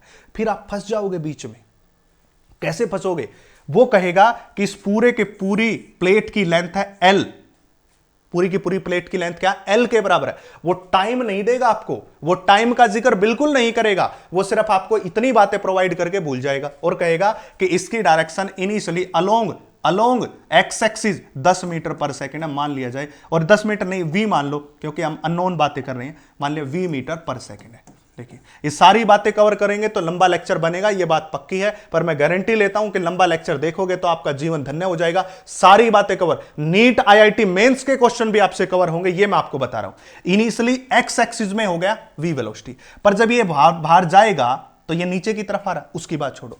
आपको पता होना चाहिए कि जब भी आपने प्रोजेक्टाइल मोशन देखी है, ये प्रोजेक्टाइल मोशन की तरह है। अगर किसी हाइट से किसी बॉडी को छोड़ू तो आपका प्रोजेक्टाइल बनता है, जिसको हॉरिजॉन्टल प्रोजेक्टाइल कहते हो साहब। और उस केस के अंदर आपको पता होना चाहिए एक्स कंपोनेंट कभी भी चेंज नहीं होता, एक्स कंपोनेंट हमेशा सेम रहता है, एक्स कंपोनेंट कभी चेंज नहीं होता। इसकी लेंथ L, वेलोसिटी v, अब हो गया velocity is equal to length बटे में टाइम, और इसका टाइम निकला है साहब L बाय में v। ये वही टाइम है जो यहां रखना है। अगर इनिशियल दे रखे तो यहां और यहां रखना है, इसलिए अगर टाइम ना दे तो आपके लिए फार्मूला बता दिया, ऐसे निकालोगे, और अगर आपको टाइम दे दे तो अच्छी बात है। सारी बातें आपके सामने मैंने कवर अप कर दी हैं, सारी बातें मैंने आपको बता दी हैं कि कैसे आप टाइम निकालोगे, कैसे आप y निकालोगे, और कैसे आप टाइम को कंपेयर करोगे। ये बातें, ये क्वेश्चन पूछा गया था, नीट में आया हुआ था। नीट में ऐसा हुआ था कि किसका टाइम कम, किसका टाइम ज्यादा होगा। तो आपको पता होना चाहिए कि जो मास ऑफ प्रोटॉन है वो 1837 गुणा मास ऑफ इलेक्ट्रॉन हो गया। अब time period directly proportional to mass के है, इलेक्ट्रॉन का मास कम तो इसका टाइम पीरियड भी कम, प्रोटॉन का मास ज्यादा तो इसका टाइम पीरियड भी क्या होगा, ज्यादा होगा। तो इलेक्ट्रॉन का टाइम पीरियड कम है प्रोटॉन के टाइम पीरियड से, इस प्रकार से। तो ये बातें आपको, और इसके साथ साथ आगे वाली बातें भी मैंने आपके सामने कवर की है, सारी बातें। अब चलते हैं अगले क्वेश्चन की तरफ। अब थोड़ा स्पीड अप कर सकते हैं, आई थिंक आपको पता चल गया है सारी बातें, कैसे हमें क्या करना है। 2 point charge plus q and minus q are placed at vertex B and C of equilateral triangle ABC। अब हमने एक इक्विलेटरल ट्रायंगल बना ली, ये रही, और ये बोल दिया A, B और C, इस प्रकार से, ठीक है, जिसकी साइड L के बराबर है। इक्विलेटरल ट्रायंगल की खास बात, प्रत्येक कोण कितने डिग्री का, 60 डिग्री का। याद रखना ये बातें इसकी अंदर से होती है, फिजिक्स के अंदर में इक्विलेटरल बोलने का मतलब एंगल 60 का। Obtain the direction and magnitude of electric field eight A, इस A पे। पर दो चार्ज, एक तो Q चार्ज और एक -2Q चार्ज किस पे रखा है, यहां पे Q और यहां पे -2Q चार्ज रखा है, इस प्रकार। क्वेश्चन की स्टेटमेंट को समझिए, ऐसा क्वेश्चन फोर्स में करवा चुका हूं पहले लेक्चर में, तो फोर्स और इलेक्ट्रिक फील्ड अलग नहीं होते, मैंने पहले भी बताया था। इसका कहना है ए पॉइंट के ऊपर इलेक्ट्रिक फील्ड बताओ, कब, जब बी और सी पे Q और -2Q चार्ज रखा हो, तो Q और -2Q चार्ज रखा हो, तो उस केस में ए पॉइंट पे आप क्या बता दीजिए, इलेक्ट्रिक फील्ड की डायरेक्शन बता दीजिए और इलेक्ट्रिक फील्ड की वैल्यू बता दीजिए। अब एक बात देखो, मैंने कहा था कि इलेक्ट्रिक फील्ड के क्वेश्चन को सोल्व करने के लिए सबसे पहले डायरेक्शन चाहिए, तो डायरेक्शन के लिए यहां क्या रख लो, यूनिट पॉजिटिव चार्ज, जिस पॉइंट पे निकलवा रहा है। कहा था मैंने पहले ही बात, दो बातें बताई, एक तो डायरेक्शन निकालने का तरीका यूनिट पॉजिटिव चार्ज, और एक पहले से ही पॉजिटिव थे नेगेटिव होती है अगर दे रखा है तो, ठीक है।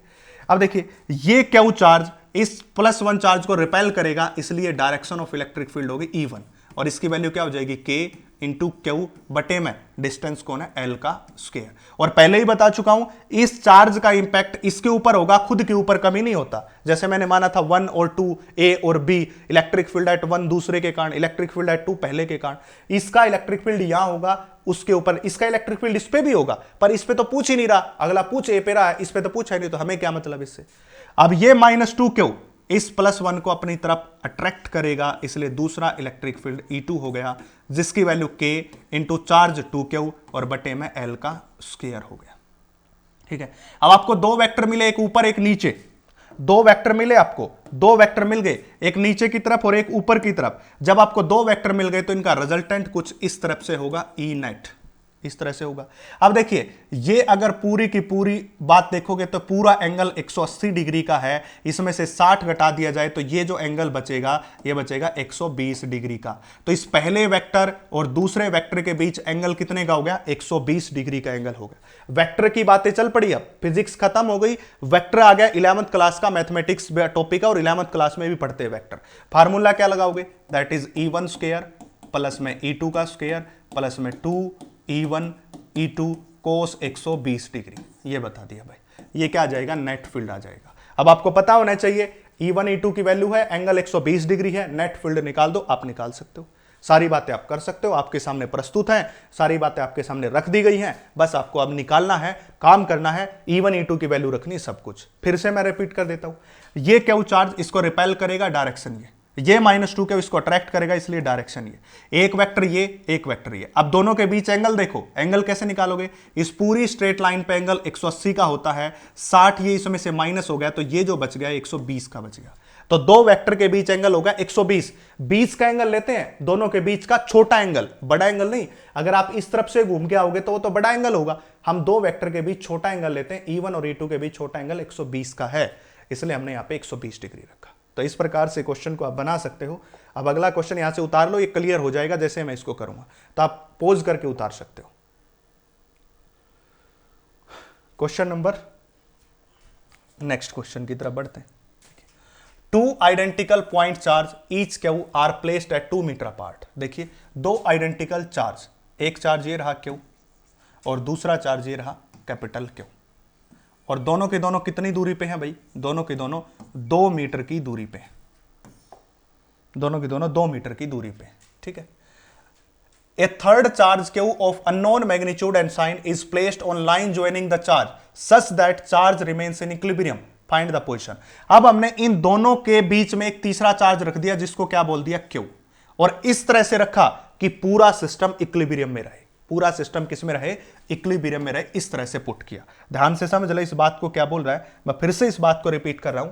आपके पास दो चार्ज है, एक क्यू और एक क्यू, एक तीसरा चार्ज लिया कैपिटल क्यू, उसको इन दोनों के बीच में जो इनको लाइन ज्वाइन कर रही है वहां पे रख दिया, किस तरह से कि पूरा सिस्टम इक्विलिब्रियम में रहे।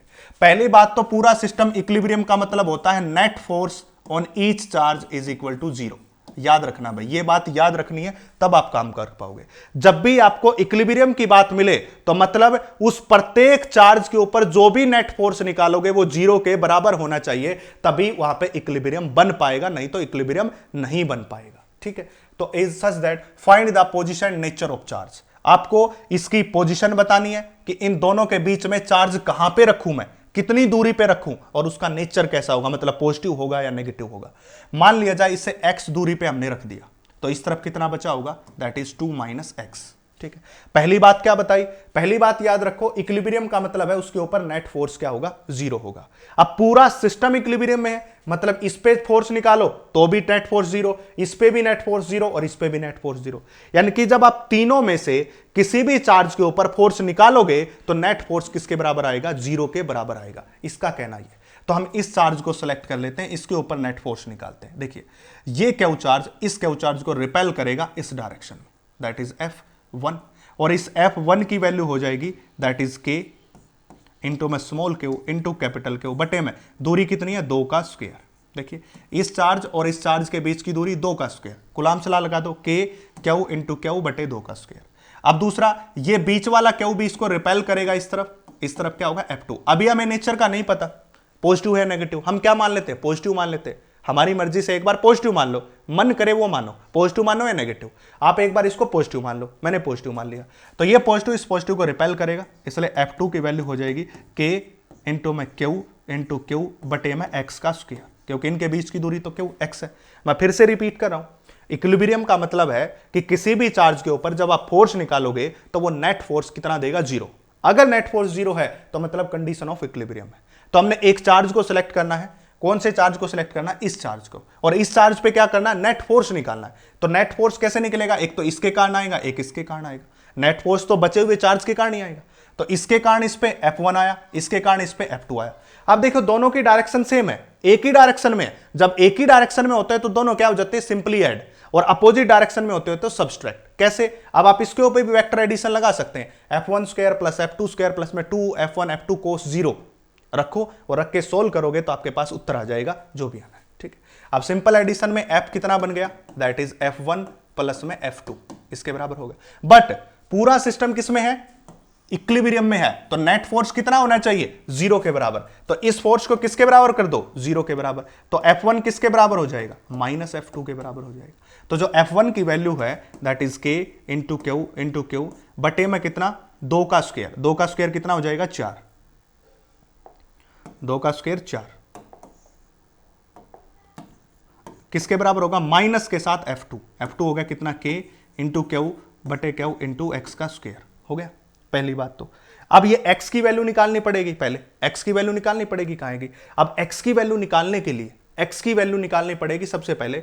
अब एक बात याद रखें, जब आपको दो सिमिलर चार्ज रखे हुए हैं, दो सिमिलर चार्ज हैं और नेट फोर्स 0 के बराबर बनाना है, तो वो आपको किसके बीच रखना पड़ेगा, वो आपको एग्जैक्टली मिड पॉइंट पे रखना होगा। कैसे रखना होगा, ध्यान से देखें।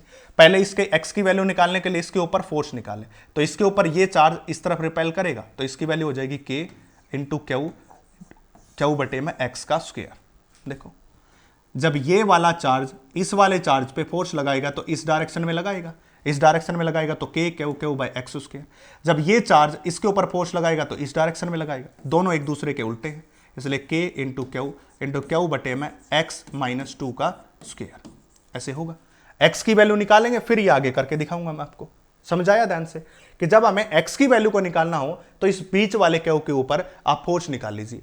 तो ये चार्ज इसके ऊपर एक फोर्स इस तरफ लगाएगा, ये चार्ज इसके ऊपर एक फोर्स इस तरफ लगाएगा, लगा दिया तो ये आ गया। तो K क्यू से K कैंसिल, इस तरफ जाएगा तो x माइनस 2 होल का square is equal to x का स्क्वायर। इस स्क्वायर से स्क्वायर कैंसिल आउट, तो कितना हो गया, x minus 2 is equal to x के बराबर हो गया। ठीक है, x माइनस 2, ये 2 माइनस एक्स था भाई, यहां पे 2 माइनस एक्स था, दैट इज 2 माइनस एक्स का स्क्वायर। देखिए 2 माइनस टोटल दूरी 2 थी ना, इसलिए तो हो जाएगा एक्स का स्क्वायर इज इक्वल टू 2 माइनस एक्स का स्क्वायर, बाकी सारी कैंसिल। अब इससे ये कैंसिल, तो x इज इक्वल टू किसके बराबर 2 माइनस एक्स। ये इस तरफ आएगा तो प्लस का, तो 2x किसके बराबर 2 के बराबर, तो 2 से 2 कैंसिल, x की वैल्यू कितनी आएगी 1 मीटर आ गई भाई। देखो मतलब ये 1 मीटर पे है और ये भी कितने पे है 1 मीटर पे। अब याद रखिए जब भी दोनों चार्ज सिमिलर हो तो मिड पॉइंट में तीसरे को रखा जाता है। जब दोनों चार्ज सिमिलर हो तो मिड पॉइंट में तीसरे को रखा जाएगा, ये बात याद भी रख ले। अब देखो x की जगह 1 रख लो, तो k से k कैंसिल, q से q कैंसिल, यहां बच गया q बटे 4 is equal to minus q, और x की वैल्यू 1 निकाली है इस प्रकार। तो रिजल्टेंट क्या आ गया, ये रिलेशनशिप आ गया भाई। इस q कैपिटल Q की वैल्यू किसके बराबर होनी चाहिए, माइनस Q बटे 4 के बराबर। मतलब ये नेगेटिव साइन का होगा। अगर ये नेगेटिव साइन का होगा, कितनी वैल्यू माइनस का Q बटे 4 होगा, तो इस पॉइंट के ऊपर नेट फोर्स 0 आएगा, इस पॉइंट पे भी नेट फोर्स 0 आएगा। समझ आई बात। अगर ये माइनस Q बाय 4 से अलग कुछ हुआ तो इनके ऊपर नेट फोर्स 0 नहीं आएगा, ये बात है। तो सबसे पहली बात क्या जानी थी कि इक्विलिब्रियम का मतलब नेट फोर्स 0 के बराबर होता है। नेट फोर्स 0 निकालना तो हमने एक पॉइंट चाहे इसको सिलेक्ट करो, उसके ऊपर नेट फोर्स को 0 करो, जैसे ये किया। F1 निकाला F2 निकाला, दोनों को प्लस करके 0, तो ये वैल्यू आ गई। रखा x निकालने के लिए बीच वाला चार्ज, जो नया चार्ज रखा गया है तीसरा, उसके ऊपर फोर्स नेट 0 कर दो, इसका इसके इक्वल x की वैल्यू आ गई। पर अब हमें याद रखना है कि जब दो सिमिलर चार्ज हो तो तीसरा चार्ज बीच में आता है। ठीक है भाई, इस तरह से। चलिए अगला question. Draw the pattern of electric field lines when point charge Q is kept near an uncharged conducting plate। अभी ये क्वेश्चन करवाया था। नेगेटिव चार्ज एक कंडक्टिंग प्लेट अनचार्ज उसके सामने रख दिया, तो इंडक्शन के कारण यहां कैसा आएगा, पॉजिटिव चार्ज आएगा, और यहां कैसा आएगा, नेगेटिव चार्ज आएगा, बताया था। अब नेगेटिव से खत्म होके पॉजिटिव, नेगेटिव से खत्म होके पॉजिटिव, नेगेटिव से स्टार्ट होके पॉजिटिव पे, सॉरी उल्टा बोल रहा हूं भाई, पॉजिटिव से शुरू, पॉजिटिव से शुरू, पॉजिटिव से शुरू, ऐसे नेगेटिव पे खत्म। इसी प्रकार नेगेटिव पे खत्म, नेगेटिव पे खत्म, नेगेटिव पे खत्म, नेगेटिव पे खत्म, नेगेटिव पे खत्म, नेगेटिव पे खत्म, नेगेटिव पे खत्म, नेगेटिव पे खत्म, बताया गया। याद रखना, भूल मत जाना, मेरे से मिस्टेक हो गई है, फिर से मैं बोल दिया था कि पॉजिटिव से खत्म होती ना, पॉजिटिव से स्टार्ट होती। देखो दिखाया ना बाद में सही करके, पॉजिटिव से शुरू करके नेगेटिव पे खत्म, पॉजिटिव से शुरू करके नेगेटिव पे, तो ये नेगेटिव पे खत्म, नेगेटिव पे। बोलने में मिस्टेक हो गई थी, मैंने उसको करेक्ट करके बता दिया कि पॉजिटिव से शुरू, नेगेटिव पे खत्म, नेगेटिव पे खत्म, नेगेटिव पे खत्म। वहां इन्फिनिटी पे कोई पॉजिटिव चार्ज होगा जहां से लाइन आ रही है, इस प्रकार। अगला भाई,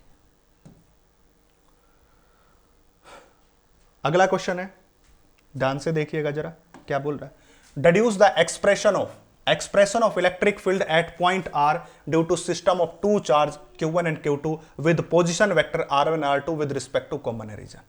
इलेक्ट्रिक फील्ड बताना है, और ये क्वेश्चन सीबीएसई बोर्ड का क्वेश्चन है, पीवाईक्यू का क्वेश्चन है। मैंने कहा था साथ साथ कवर करूंगा मैं। क्यों दिया है क्वेश्चन को, क्योंकि इस क्वेश्चन को हजारों बच्चे गलत करते हैं, मैक्सिमम बच्चे गलत करते हैं। क्वेश्चन की स्टेटमेंट को समझिए। Deduce the expression of electric field E at point R due to system of two charge. दो चार्ज के सिस्टम के कारण R दूरी पे इलेक्ट्रिक फील्ड फाइंड आउट करना है with respect to common origin. अब मान लीजिए, मैं शुरू में करके दिखाऊंगा, बाद में आप करोगे। ये है इन दोनों का कॉमन ओरिजिन। इससे R1 दूरी पे Q1 रखा है, इससे R2 दूरी पे Q2 रखा है, ये रहा। ठीक है, और तीसरा कॉमन ओरिजिन से R दूरी के ऊपर हमें क्या निकालना, इलेक्ट्रिक फील्ड। ऐसा ही तो बोला इसने, बोला एक चार्ज Q1 R1 पे, Q2 R2 पे, और इन दोनों के कारण R दूरी के ऊपर हमें क्या फाइंड आउट करना है, R दूरी पे ऊपर हमें इलेक्ट्रिक फील्ड को फाइंड आउट करना है। आप ध्यान से देखिए, इस इलेक्ट्रिक फील्ड इस पॉइंट पे फाइंड आउट करना, तो यहां क्या रख लूं, यूनिट पॉजिटिव, क्योंकि बिना डायरेक्शन कभी मैं इलेक्ट्रिक फील्ड नहीं निकाल पाऊंगा। मैंने पहले ही कह दिया था कि इलेक्ट्रिक फील्ड का चाहे न्यूमेरिकल करो, इलेक्ट्रिक फील्ड का चाहे डेरिवेशन करो, पहले उसकी डायरेक्शन चाहिए। डायरेक्शन चाहिए तो ये Q1 इस पॉजिटिव को रिपेल करेगा इस डायरेक्शन में, इसलिए इसको क्या कहेंगे, E1। और इस E1 की वैल्यू क्या होगी, ध्यान से देखिएगा जरा। E1 इज इक्वल टू मैं K, चार्ज हो गया Q1 बटे में दूरी, दूरी किसके बीच की, इसके और इसके बीच की दूरी, इन दोनों के बीच की दूरी चाहिए। ये दूरी R है, ये दूरी R1 है, तो ये कितनी बचेगी, R minus R1, R vector minus R1 vector. ठीक है, ये 11th क्लास का टॉपिक है triangle law of vector addition का। अगर ये बड़ा वाला वेक्टर जो उसकी क्लोजिंग साइड है वो r का काम कर रहा है, ये r1 का है, तो ये कितना बचेगा r माइनस r1। ये आपको बताया गया था वेक्टर एडिशन 11th क्लास में कि अगर दो साइड ट्रायंगल की वेक्टर का काम कर रही है तो तीसरी साइड अपोजिट ऑर्डर में वो क्या बन जाएगी, उसका रिजल्टेंट। तो ये रिजल्टेंट है, ये पहला वेक्टर, तो ये कितना होगा, इस रिजल्टेंट में से पहला वेक्टर घटा दो। इसी प्रकार इस दूरी को कैसे कहोगे, इस रिजल्टेंट में से r2 वेक्टर को घटा दो। 11th क्लास की बात है। और ये पॉजिटिव भी इस पॉजिटिव को रिपेल करेगा, तो इसका इलेक्ट्रिक फील्ड E2 इस तरफ और दोनों का नेट इस तरफ हो गया। तो अब E2 यह क्या लिखेंगे, that is r minus r1 का स्क्वायर। और E2 इलेक्ट्रिक फील्ड को कैसे लिखोगे, that is k into Q2 बटे में r माइनस r2 का स्क्वायर। अब बात आती है कि जो इलेक्ट्रिक फील्ड हमारे पास, ये डायग्राम भी बनाना है। इलेक्ट्रिक फील्ड है, उसके बीच एंगल का तो पता ही नहीं क्या एंगल है, दोनों के बीच एंगल का तो पता ही नहीं। एंगल का पता नहीं तो हम कैसे सोल्व करें, हमें पता है कि हम इसको वेक्टर फॉर्म में लिख सकते हैं। तो इसको वेक्टर फॉर्म में लिखिए। इसको वेक्टर फॉर्म में कैसे लिखोगे, k इंटू में Q1 यूनिट वेक्टर, यहां पे लगा दिया यूनिट वेक्टर, जिसकी वैल्यू क्या होती है r1 r minus r1 position vector बटे में r माइनस r1 वेक्टर का मैग्नीट्यूड। एक ये था, एक और, तो बटे में क्या आ जाएगा q। सिखाया था आपको पहले पोजीशन वेक्टर की फॉर्म में रखना। ऊपर आएगा यूनिट वेक्टर की वैल्यू होती है पोजीशन वेक्टर बटे में मैग्नीट्यूड। तो पोजीशन वेक्टर तो ये लिख दिया r माइनस r1 और इसका मैग्नीट्यूड नीचे, तब ये किस में आ गया, वेक्टर फॉर्म में।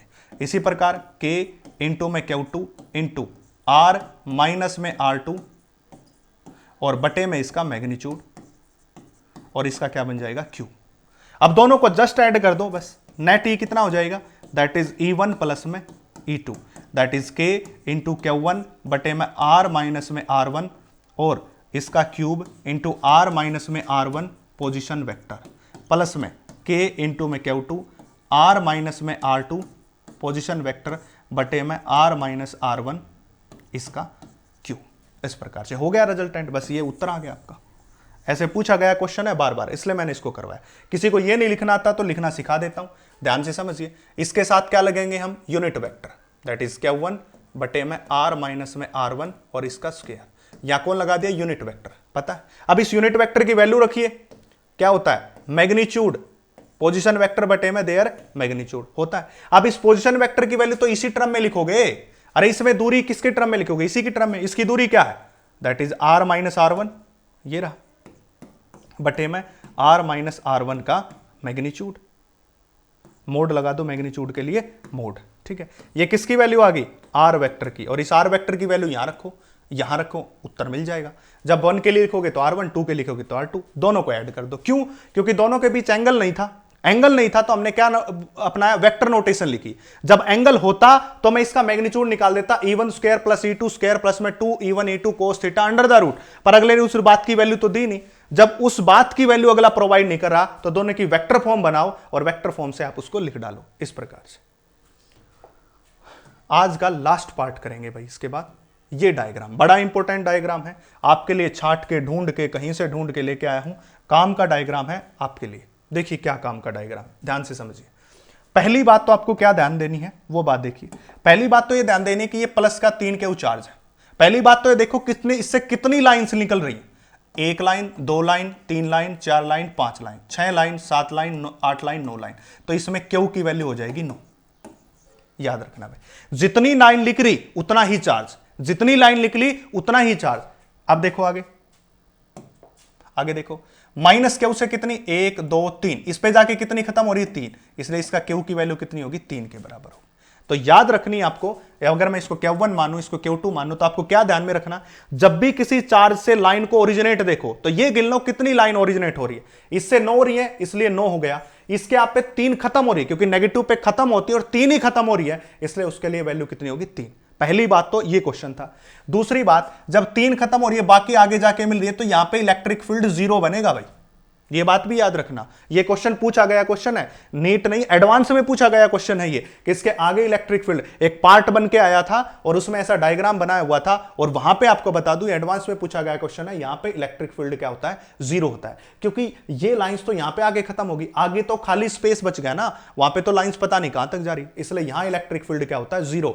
याद क्या रखना है, जितनी लाइन शुरू हो रही है उतना ही उसके ऊपर चार्ज, 9 लाइन शुरू हो रही थी, इसका चार्ज की वैल्यू 9 कूलाम हो गया और इसका वैल्यू क्या होगी 3 कूलाम, इस प्रकार। तो ये बात याद रखनी है। इसलिए आज के लिए धन्यवाद। अब नेक्स्ट लेक्चर में मिलते हैं, इसी तरह का लेक्चर होगा, बस सब्सक्राइब कर लीजिए। कोई प्रॉब्लम है तो नीचे मेंशन कीजिए कमेंट सेक्शन में, और टेलीग्राम चैनल और इंस्टाग्राम चैनल को भी फॉलो कर लीजिए। Thank you.